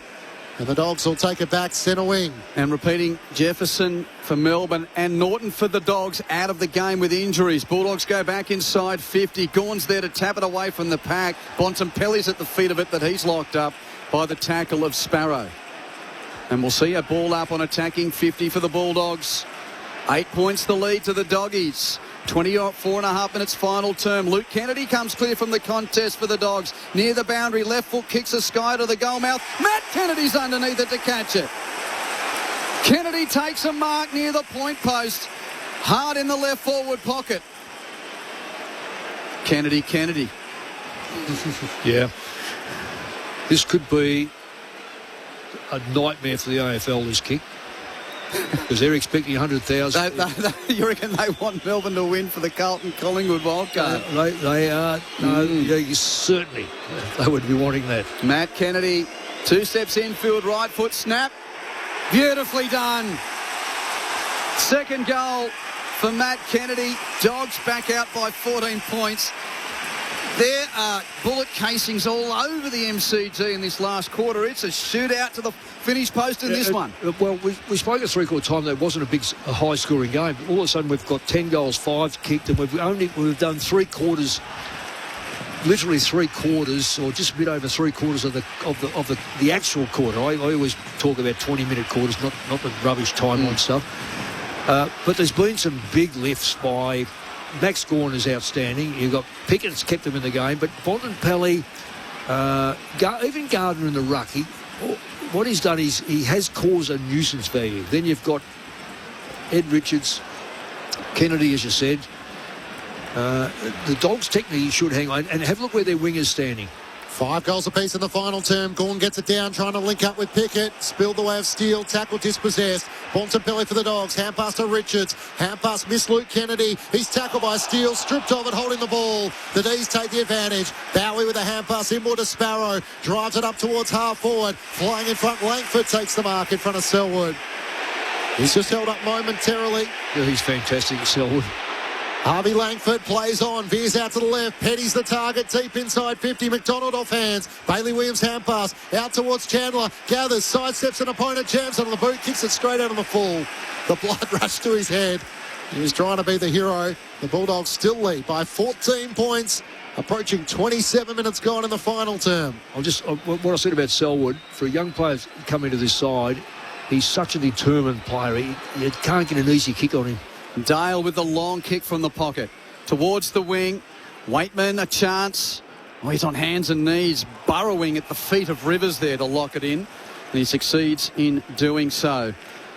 So we're inching closer to the Bulldogs versus Collingwood here on what we assume will be Friday night in the first of the wildcard finals. Richards wins the stoppage for the Bulldogs. Left foot kick to half forward. It bounces kindly for Davidson. 60 from goal. Davidson kicks to an open 50. Tolstrup first back there. The Demons will need to be near on perfect from here. There's just beyond 3 minutes in the game left, and they trail by 14 points. Tolstrup kicks up the corridor, marked by Steele. Has a bounce, plays on, kicks from half back to half forward. Over the head of Gawn, roved by Dale. He swivels and hacks a high ball, not a great clearance, on the head of the pack on the wing. Over the ball, Selwood couldn't pick up it. Matt Kennedy does. Hands it to Williams and hands it out the back to Dale at right half back. He takes his time to try and find a short pass. Michael Selwood lunging to his right, can't take the mark. Richards comes crashing in. Gathered, tackled, got a hand pass out to Sanders. Hand pass to Davidson. Time off the clock. Looks inboard. Artie Jones marks at right half forward. Now he's got Bontempelli in the pocket. Spots him now. Chips it out there and the Bont takes the mark. And he'll take his full 30 seconds with 28 minutes on the clock and a 14-point lead. The time is as valuable as potentially the goal he's about to kick. Yeah, absolutely. I think they've settled well, the Dogs. Under pressure, they've been able to clean it up going inside, out of their back line. They've been able to get the ball out comfortably. And if the Brownlow medal isn't going the way of Nick Dacos, there's not too many footy fans who wouldn't love to see this man with one around his neck. Bontempelli with his second to close out the show. The Bulldogs' best says that'll do. A 20-point lead at the 29-minute mark of the final term.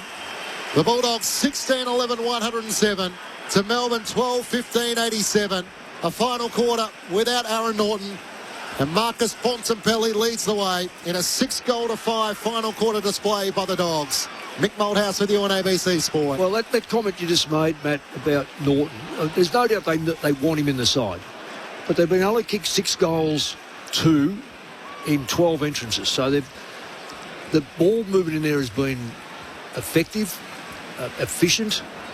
They've kicked 6 goals from it, and there's no Norton. Yes, they do need him, no question. But it has been very functional without him. Lob smashes it out of the middle. McDonald's in the ruck now. That might be as much of a concession as anything. Gawn's not there. Fraser picks up for the Bulldogs. Kicks to Davidson in the pocket. And Davidson takes the mark for the Bulldogs. Hard on the paint. 30 from goal. And D's fans, having cheered for their lot for the last couple of hours, they're about to become Richmond and Greater Western Sydney fans for the evening. Well, what they will do is pray that Gawn doesn't come back on again and just rests up, because they've lost that centre square because he wasn't in there. Sam Davidson opens up the angle with a right foot snap from the left forward pocket. Drags it near side for a point. Dogs by 21 late on at the G.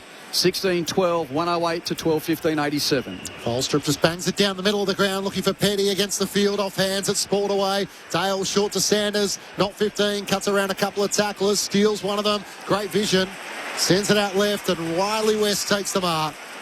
He's within range, right on 50, and valuable time off the clock once more. Ed Richards and a few of his teammates point to the clock, use your full 30 seconds. The first time in the last minute of this game that Melbourne won't score.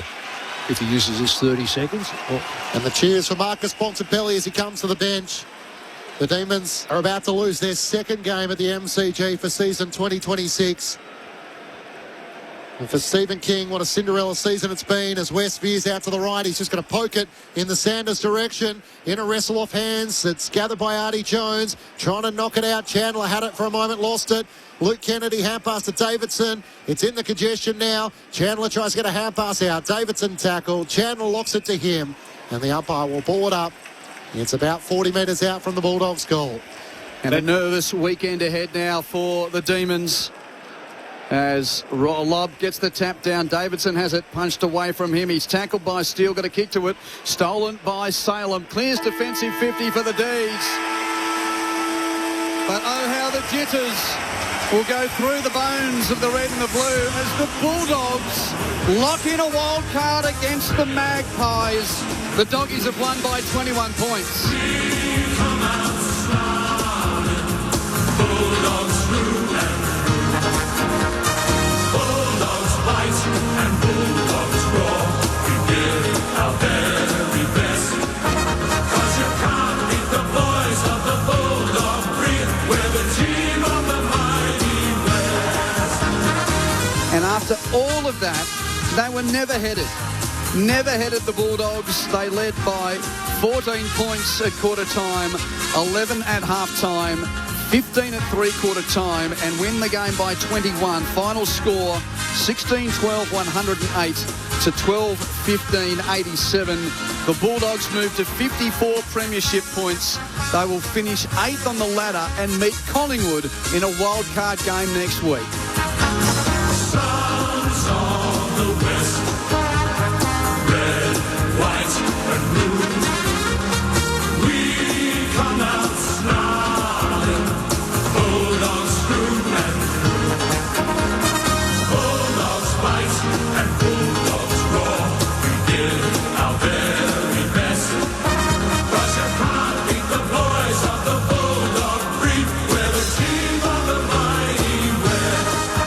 'Cause you can't beat the boys of the Bulldog breed. The team of the mighty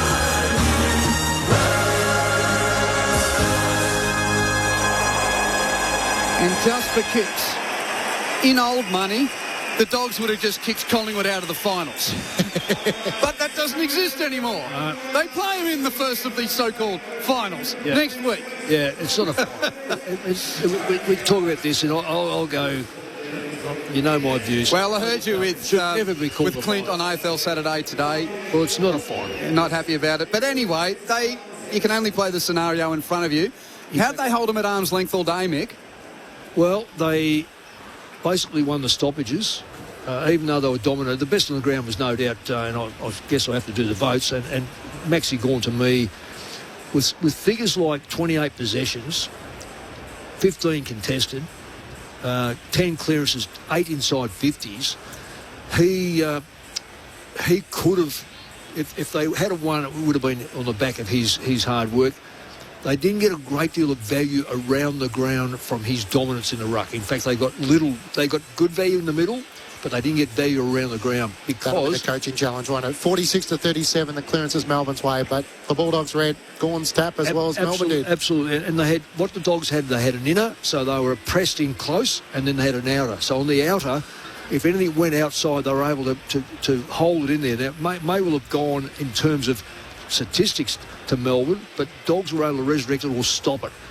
And as a consequence, inside 50s, the Dogs, even though they only went in 50, they went in quickly into inside their front 50 and they moved the ball so quick that was if we counted the goals, and I don't know them, I know they've kicked 16, but I would say that at least 10 come from really quick play,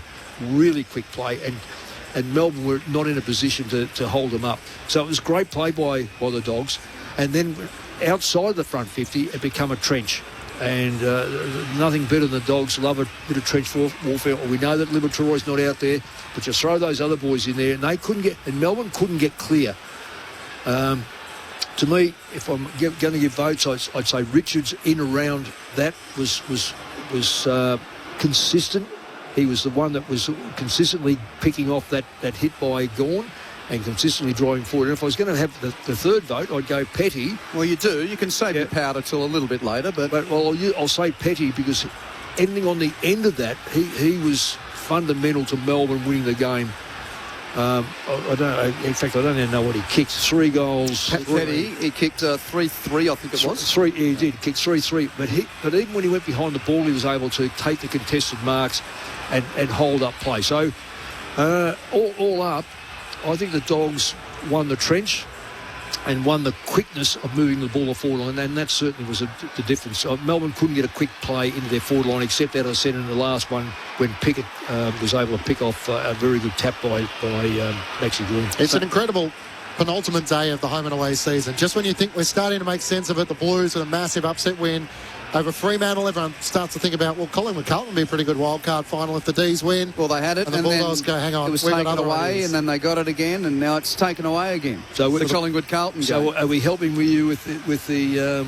Well, so now basically, if the favourites win tonight, so you're right. The first of the wildcards are locked in. The Bulldogs and Collingwood, that's locked in, and Melbourne most likely are going to have a 15-win season and miss the top 6. If Geelong and Adelaide win tonight, it'll be the D's playing Carlton. So think of the stories of those two seasons. So who plays Carlton? And there are ifs and buts, but with no disrespect to Richmond and Greater Western Sydney, Geelong and Adelaide are firm favourites for the 2 games that will be played tonight. Should Geelong win and Adelaide win, Geelong will move to 60 premiership points, and they have a superior percentage to Melbourne. Yep. Adelaide will move to 60 premiership points. Adelaide also has a superior percentage to Melbourne. Yep. So Melbourne, if those 2 results go that way, would on percentage drop to 7th and play Carlton. Yep. And I don't know if you've seen social media, but the Giants taking on the Crows. Toby Green's put to social media, if anyone's got a spare size 11 set of boots, I think he's forgotten to take his boots across to Adelaide. So chances of an upset there. Jake Stringer's likely last game and 250th game. I mean, who would make a bet on what we've seen today already? But it does just, if everything goes out according to plan now, the 2 finals, the wildcard finals will be here in Victoria. The Bulldogs and the Pies and the Demons and the Blues. And look, I think the Cats are a stronger favourite than Adelaide, considering what GWS has done with mixing its form this year, but that's ahead of us. I better go through the goal kickers here. Bulldogs have won by 21 points. What was the closest the D's got in that last quarter? 8 points. When Bailey Fritsch kicked that goal at the 23-minute mark, they were within 8. But Kennedy, Matt, and then the Bont kicked the last 2 goals of the game for the Dogs. Dogs 16-12, 108. D's 12-15. 87. They're about to head into the rooms. 3 goals to Arthur Jones, 2 to Bontempelli, 2 to Hines, 2 to Matt Kennedy, 2 to Norton, who didn't finish the game. He's injured, and a watch. We'll get news shortly from Gemma. West a goal. Richards, Fraser and Gardner also kicked goals for the D's. 3 to Harry Petty, 2 to Tom McDonald, 2 to Bailey Fritsch, and goals also to Langford, Windsor, Langdon, Pickett and Chandler. So the Doggies finish with 13 wins, 1 draw and 9 losses. And Melbourne finish with 15 wins and 8 losses. So Melbourne are 5th on the ladder, but their percentage is 109.6. And with Geelong and Adelaide still to play today, Geelong's percentage 120, Adelaide's percentage 115. So victory for them would move them above Melbourne. Let's get down to Gemma Bastiani in the Bulldogs rooms. Yeah, the team's coming in. It's good to see Aaron Norton. He is changed in the tracksuit pants, but he's out talking to everyone and looks like he's ready to join the song as well, which is a real positive for him. Ryan Gardner with the fist in the air, very excited. He doesn't get many opportunities to play in wins at AFL level. Gemma, can I say, is Norton standing okay? Does he look like he's got a lot of heavy bandage on that ankle? He's limping on that ankle, but he seems in pretty good spirits, and I can't see any visible ice or anything, which is a positive. Well, the ice would have been over and done with. It's just a matter of how they've taped it. No moon boot or anything? No, nothing like that. Right, okay. Yep.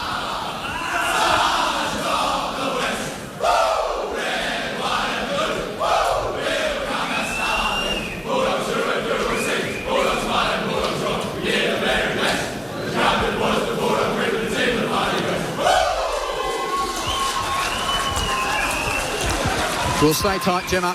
and get you into the Bulldogs rooms in just a moment. Doggies by 21 points in front of 44,258 fans at the MCG. And as you said, when Bailey Fritsch kicked that goal to get Melbourne within 8 points, I think most neutral fans would say probably expect Melbourne will overrun them here. The stadium felt like the D's were going to do it again after, I mean, you've been here for so many of those Melbourne games this year and been watching from afar. That's what Melbourne have been doing, but not today. They weren't on, though. They couldn't get their run going, and that's a credit to the Dogs.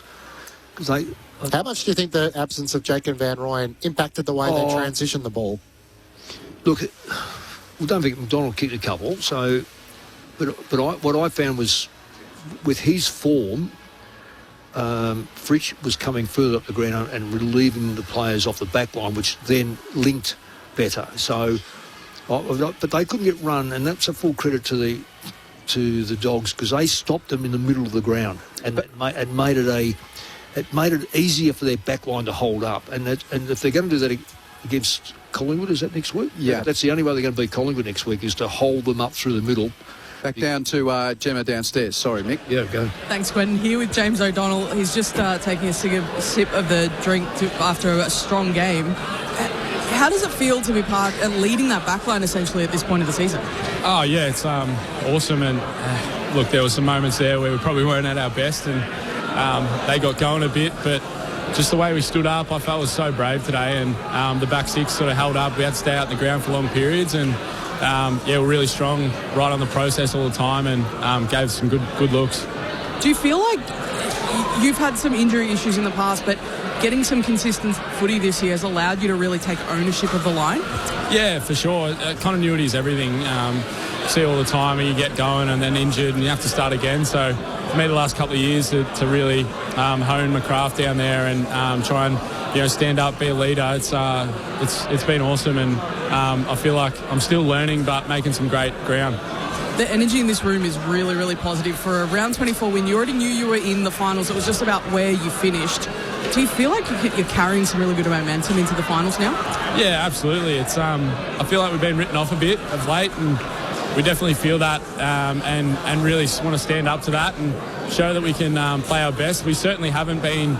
But the last couple of weeks we've seen some really better performances just through our contest, our pressure, and then it's sort of feeding everything else. So there's a lot of belief and a lot of optimism, but energy in this room because of the work we've been doing and how it's coming out. And speaking of Bevo last week, there's a lot of trust now in those younger players that have had to come in and play roles consistently, and you said continuity is everything. How much have they energised the group? Oh, it's been massive. Like Cooper Hines today, he was super. Josh Dolan's been elite. He's so clean, and those sort of guys I can think of. There's probably more, and but just those guys getting games in, and now their confidence is growing. You can see them start to grow a bit, and that belief builds. So they've been elite and such good energy lifters for the group. I'll throw you upstairs now. We've got Quentin Hull, Matt Clinch, and Mick Malthouse in the expert chair. James, well done. Your confidence. It just seems to be enormous at the moment. Some of those marks you've taken, the defensive marks, and also the fact that there were a couple of line ball ones you just went for and you took some terrific marks. Is something happens through the course of the year that's given you that confidence? Thanks, Mick. But it's definitely, I think, a mix of continuity, but just getting to know my game a little bit more. Right. I think that's been super key and playing to my strengths. But I think it's starting with my spoiling and my contest stuff, and then. If I can get a look at a couple marks, I can, but I'm just trying to build off a simple base, and it seems to be coming off. Yeah, for a backline that's not massively tall, it just seems to me in the last couple of weeks you've played some ripping sides. Let's face it, Carlton today cleaned up Fremantle, and you've beaten Melbourne, who've hardly ever lost a game here all year. It just seems that backline is trusting each other a bit more. It's got the confidence to run. I know Bailey Dale coming back on the side is probably a great help, but what about the middle of the ground? It just seems like there's a lot more sort of trench, I call it trench warfare, where they're making it easier for you guys by putting pressure on the kickers through the middle of the ground, which gives you, like some of your marks today were on the back of those sort of long haphazard kicks more so than, say, deliberate kick going into a forward line. Oh, absolutely. I think every back line is performs well when there's pressure on the ball, and will they at least have more of a chance? I think, when teams are coming out, shoulders out, it's bloody hard to defend.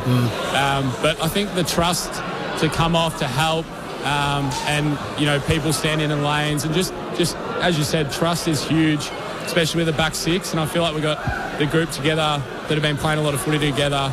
And the defensive side's been good, and now we're just trying to get that offensive side, and Bailey Dale obviously helps. But you're right, the middle as well, how we set up the ground, how we defend the ground is really important.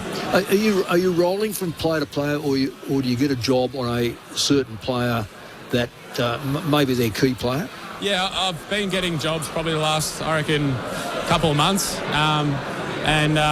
Just taking on those sort of their best key forward, which I've absolutely loved, to be honest. And it's been a challenge at times. There's some bloody good players out there, but today I was a little bit. I was mainly on Petty, and my word, he got going. So probably have to watch a few things and get a little bit better there. But the last few weeks and probably the last couple of months, I've been taking that key forward, and I've loved the challenge and the responsibility. Sure. Well, you've done very well. Now, this is an odd one. You may not even know, but with Aaron Norton, is it a bad ankle, or do you think that, speaking to him at all, is he okay with it? From all reports, I haven't really asked, but I think it's pretty precautionary, more than anything. We know we've got a big final here, I believe, if that all shapes up. Yes, it is. It's next Friday night. Unbelievable. We can let you know. Beautiful. How exciting. So, I think it'll be good to go. Yeah. Oh, good on you, mate. And well done. I've just been watching your career all the way through, and it's your growth has been outstanding. So absolutely well done. Thanks, Mick. Appreciate it. James, it's Quentin Hull here. What have you learned from that one experience that you've had in finals? So it'll be your second final and another cutthroat one. So what did you pick up from that experience a couple of years ago against the Hawks? Oh, yeah, that was electric here last time, and I'm sure it will be next week. But it's definitely a step up with the pressure. General pressure, general contest. I loved it when I was out here last time. It was an amazing experience, and hopefully it'll hold us all in good stead, put myself in good stead for what's to come. I cannot wait. James, it's Matt Clinch upstairs. Ryan Gardner kicked his first goal in 3 years. Is he now a ruck rather than a defender? I think so. He's an awesome fellow, Gary. He's been grinding away in the VFL all year, and so the boys are so pumped. You could see everyone get to him. I was pretty cooked, so I was hanging out the back and gave him a little clap, but that's about it. He'll do whatever the team needs, and that's him as a bloke. Has anyone gone over to see Baby Bont yet, James? Not yet. She hasn't come in yet. She's obviously very new, but Bonty seems to be catching up on sleep a little bit. But very happy for him, excited for him. Daisy, her name is. So she's a beautiful girl, and congrats to Bont. And James, Bevo's theme has sort of been tooth and nail with the song throughout the season. You played the Magpies back in round 12. You got them on that occasion by 4 points. So how do you cast your eye forward to what's going to be a massive wildcard final at the G? Yeah, Collingwood have really picked up in this second half of the year and playing some really good footy. It's going to be a challenge, but you're right with the tooth and nail stuff. Our pressure, our contest, it's got to be our starting point, and then we can go from there. But, bloody excited, and the boys will prepare well. Thanks for your time, James. Well done. Enjoy the week. Appreciate it. Thanks, guys. Good, James O'Donnell from the Bulldogs rooms. Doggies winning by 21 points. They will play Collingwood in a wildcard game. Melbourne's fate is still to be decided. By the way, Geelong and Richmond or Adelaide and Greater Western Sydney coming your way. You can make the choice on ABC Listen. Just toggle between the two AFL buttons. But Mick, straight away, we do move on very quickly, and I'm looking to that wildcard game and the chess pieces. There's a couple of key pieces for both the Magpies and the Bulldogs that might not be there. You want all your troops in any game. No, you do in finals. There's no question. And both, we still wait to see whether Pendlebury's knee is going to be okay. And hamstring, apparently. Yeah. Suffered the hamstring as well last night when he had scans this morning, so it looks unlikely Pendlebury will be there. Looks unlikely Braden Maynard will be there, so Collingwood will be missing a few. Watch on Libba. Yeah, watch on Libba, who's had some clean-out surgery on his knee despite being out of the side managed, and Aaron Norton with that concern not featuring in the last quarter. No. I'm listening to what James O'Donnell said. It's more precautionary. Okay, so, your players don't know everything when they're coming off the go.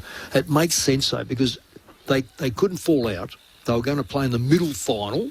They were going to go, because of Carlton, they're in front of Carlton. They're either going to wear the black shorts, or the blue shorts in this case, or white shorts. So I don't think there was any... Well, you'd save your player. Anyone who's a bit sore, you get them off the ground, you save them, because it's insignificant. Now, if they had lost, you lose a bit of confidence, but that's all you lose. If you keep a player out there, you might lose a player for next week. So from what... They'll need Norton to put that extra little bit of strain on a pretty young defence that Collingwood have got. They protect the defence by a lot of numbers getting back. Although they found out last night when you can get through the defence, and that's a side like Brisbane. So it's an intriguing, match to you said the Dogs won by 4 points last time. That was a long time. It was around 12, so we're halfway through the season. Collingwood play predictably. They are very much a push the ball in front and hold the ball in there, let the opposition make a mistake.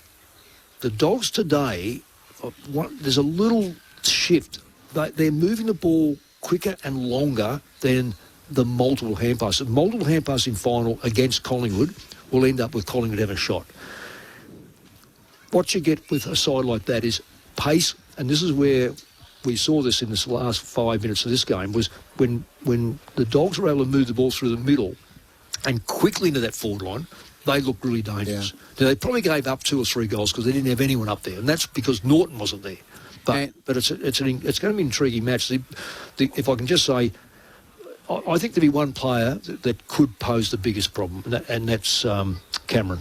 I really think in the ruck, like Gawn today. They had a good audition, though, with Gawn today as to how they handle that. Well, that's right. Now, you're saying that English is probably not coming back? No. So that's a shame. So McStay goes into the ruck, or Long rucked a couple of times. So that's probably more what they're expecting. I think Gardner will hold his place simply because he can ruck. Who is going to play key forward for Melbourne? Because now we've got Jefferson likely injured, added to the suspended Van Rooyen. They'll certainly play McDonald. Okay. Let's get back to Gemma Bastiani. Hey team, just down in the Melbourne rooms it's still relatively jovial. I know that they've lost, but there's still some relatively positive vibes. Jack Viney's trying to get around to teammates. Daniel Turner has ice on that left knee that he was really struggling with. Even though he went back on, he was still in a bit of pain. And Lever does have some ice on that left foot, so there'll be watches this week for them. I can't see Matt Jefferson around yet, though, either. So that's probably the biggest concern for Melbourne going into their finals campaign. Yeah, thank you for that, Gemma. So Van Rooyen, you take out 42 goals. Jefferson, you take 18 goals. So they got good value out of Harrison Petty, but they need to have more versatile options. So they've got Jake Melcham, who's been playing in the VFL. He came in as an emergency when the Van Rooyen appeal got overturned. Gemma's still downstairs. I'd like to see where is the ice on Lever's foot? Because if it's a Turner. Lever's foot. Yeah, because if it's to the ankle side, well, you'll get over it. If it's in the middle of the foot, you don't know because that's tiger territory. You've got to be so careful because it could be a strain to the ligaments. It could well be a bone. And if you can't he's not quick anyway, and he doesn't need to get slower. And because you get exposed with speed in finals. Yeah. So Tim English is listed as 1 to 3 weeks with that knee injury, but unlikely to be back for the wild card. I mean, the other question, Mick, is if you were to put yourself in the shoes of Stephen King, they've had a great season, 15 wins. They're going to most likely miss out on the top 6. They've lost 2 games at the MCG this season, so 10 wins from their 12 games, and yet tonight feels like a massive opportunity lost to finish in that top 6, and you're onto it from the outset. They sort of lack that energy and even efficiency they've had so much throughout the season. How concerned would he be with what's been a great first season for him, but maybe just some signs that they could be tiring? Well, I'm not sure they'd be tiring. What I see is finals football played today. The Dogs played the type of football that they can win by, and that is tie everyone up through the middle of the ground, because it's no use exposing that young backline. They're not a big backline. They've got O'Donnell, and as at his own admission, Petey got hold of him towards the end. Karmas is not a tall player. They've got Lobb when he's able to play there, but he's playing in the ruck, so they've robbed that area. So they're playing as they did against Carlton, they're playing a trench type of numbers around the ground, particularly in the middle of the ground. Sometimes it leaves them, they've broken a couple of times. Even today we've watched them 4 or 5 times come out of this wing here in front of us, look up, and they've had to either kick it out or kick a 20-yard kick, as opposed to looking up and finding, in this case, a Melbourne player waiting to bring that ball back. So Collingwood are masters of that. I still think that they'll adopt that tactic. Whether they'll let Dacos run free is going to be really, I think that's a test of nerve, because Melbourne don't Pickett's the closest thing on a irregular basis, whereas we know that Dacos can do it and he's been rested up. He only played 60% game time. Yeah. So he'll run like that. They've got players that can get to him in the middle, but it's when they break, whether they're prepared to say, we can't afford Nick Dacos, because he is fundamental to them. And to go, he hit some form last night as well. And earlier today, a chance for you, Mick, to have your say on the Dockers. So the Blues have won by 37 points, and who would have thought? We know of the 5 players that won't be playing for Sydney for the rest of the season. And now the Dockers, runaway minor premiers, their last 2 trips to Melbourne, they've been beaten. So teams 1 and 2 in the competition, who looked like the Cronulla was wrapped up weeks ago. Yeah, well, so it seemed. And now there are big question marks over both the Dockers and the Swans. Well, I can categorically tell you, they're the sides I picked today. And one was Carl. You tipped the Blues today. And the Dogs.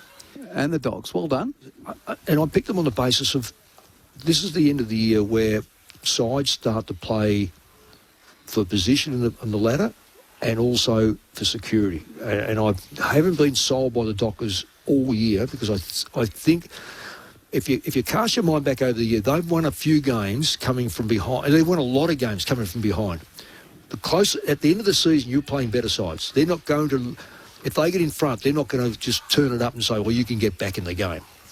So the Dockers, to me, lack 1 or 2 really top-line mids. They've got what they've got as good ones, but they don't have enough of them. And Jackson can be held because all of a sudden you're coming against really good ruckmen. He's no longer playing against blokes that can't play. So you've got that. Their backline is, I think they've lost Cox, so there's one down. They'll bring in McDonald, probably, who'll play he's already in the side. He'll play back. Murphy didn't play, but I'm not sold on the Dockers. And I know it's a new economy, but have we ever had a temporary coach who's now a full-time win a final in the same season? No. Did Paul Roos do it? No. No, they didn't. He's the first, yeah. Yeah. So let's, if the results go the way that we're expecting tonight, Melbourne will play Carlton, and the Blues will be favourites, wouldn't they? Yep. Yeah, they would. Yep. They've got equally as good a record as Fremantle since Josh Rose has taken over. So they're number 1 in the league. They're in as good a form as anyone coming into finals, which is just a bizarre thing to say when you view it all. But, even though the positions are going to be so interesting. So Brisbane with that big win over Collingwood, they're 3rd on the ladder at the moment. And Geelong, who are 6th, depending on how much they win by over Richmond, their percentage might get them to 4th. And just thinking back to Chris Fagan when they played the West Coast Eagles, and that was only a few weeks ago in Perth, he said it might be a dress rehearsal for us being back here in finals time. And that's probably the one team that Fremantle would want to be playing. They wouldn't want to be playing the Brisbane Lions. Yes, sure, there was an injury for Brennan Cox today. He was really the only significant injury, but the managed minutes for some of their midfield group, and they just don't have the same momentum, the Dockers, as what they had 6 weeks ago. No, they don't. What was the scenario around the Hawks? They need to win by about 90 if West Coast kick 10 goals tomorrow. Yeah, unfortunately with that, ahead of Brisbane into 3rd, so with that margin now, because now, of course, Melbourne could have got to 64, and Yeah, so if West Coast scored 50 points in their game, Hawthorn would have to score 145. Yeah. If West Coast scores 70, Hawthorn will have to score 168. So unlikely. We're talking about it's going to have to be a big score for Hawthorn. And you last game of the season, you just wonder how much their intent is going to be once they get out by 10 goals. They're going to want to keep. They're going to have to stop West Coast scoring as well. Yeah. I think you put that to bed. Really, it's so hard to dictate a score. The first and foremost is the element of this is the contest. I've got it right in front of me. This is one I've got to win, and you just got to do it by contest. You can't go by score. It never works out for you. I will officially get your votes, Mick. Quentin Hull, Matt Clinch and Mick Malthouse wrapping up the Bulldogs' 21-point victory over the Demons, 16-12, 108 to 12-15, 87, the final scoreline here. For the Dogs, Richard finished with 30 disposals, Dale 28, Bontempelli 27, Matt Kennedy 26 and Fraser 24. That was the top 5 for the Dogs. Artie Jones with 3 goals led the scoring for the Bulldogs. Max Gawn, 28 disposals, led all comers for Melbourne. 26 for Bowie, 26 for Pickett, 24 for Fitzgerald and 21 for Steele. Overall disposals in the end, the Bulldogs had 44 more. Clearances, Bulldogs beaten in that stat. Demons plus 9. At the centre bounce, Melbourne 18, Western Bulldogs 10. Inside 50s plus 9 to the Ds in the end at 59 to 50. So the Dogs much more efficient when they got it inside 50. It's one of those weird games where Melbourne had better individual players and the Bulldogs played better as a team. Yeah. So who got the votes, Mick? Well, that's how it's panned out. I don't like looking at stats and going, oh, he had the most and all this sort of stuff. But when you look at what Max Gawn's done, without one shadow of doubt, and I'm going 3, 2 and 1, incidentally. So Max Gawn 3, just the clearances 10, inside 50s 8, scoring involvements 10. He was... I don't know what Melbourne going to do without a bloke like that down the track, but he is simply one of the best ruckmen, if not the best ruckman I've seen play football. So he's got 3, 2. I'm giving to Ed Richards. So his consistency all over the ground. A little bit quiet in one quarter, but outside of that was up and about. Got the ball inside front 56 times. Scoring involvements 12, which is quite extraordinary. Contested ball 14. 8 clearances. He's continued on his form from last week. And I'm going to give 1 vote to Petty. I just thought that he was singly the one that could have won the game for them if a bit more football went in there, because he started to take them apart. He's 3-3. Could have proved such a difference. Yeah, and also the marks he took behind the ball here when you were calling him, is it Max? Gawn. Or no, you didn't call him Gawn. So luckily, you said, is it Max? Only because of the ball he was marking like Max. So I give him 1 vote. 3 to Gawn, 2 to Richards, 1 to Petty. In the AFLW, Geelong beat St Kilda handsomely, 16-4, 100 to the Saints, 2-3-15 earlier today. Gold Coast and the Western Bulldogs winning games. The game between the Lions and the Kangaroos has just got underway. In the NRL, the Warriors 45 have beaten Souths 26 after Manly beat Newcastle 44 to 24. And Australia at stumps is 101 in front in Cairns at 8 in Mackay at 8 for 165 in reply to Bangladesh's 64. Off to your various footies for the rest of the night. How can we believe what we see? Discover a vault filled with secrets on ABC iView. I don't know what I'm going to find here. Mysteries to unravel. Yeah, I heard that. You sure you're up for this? Clues to untangle. It's dangerous. Someone always gets hurt. All the cases, all the crime. Nobody wants to believe that their friends are capable of murder. Shetland, The Capture, Bergerac, Treasure and Dirt, and so many more. You can't say I didn't warn you. Delve deep on ABC iView.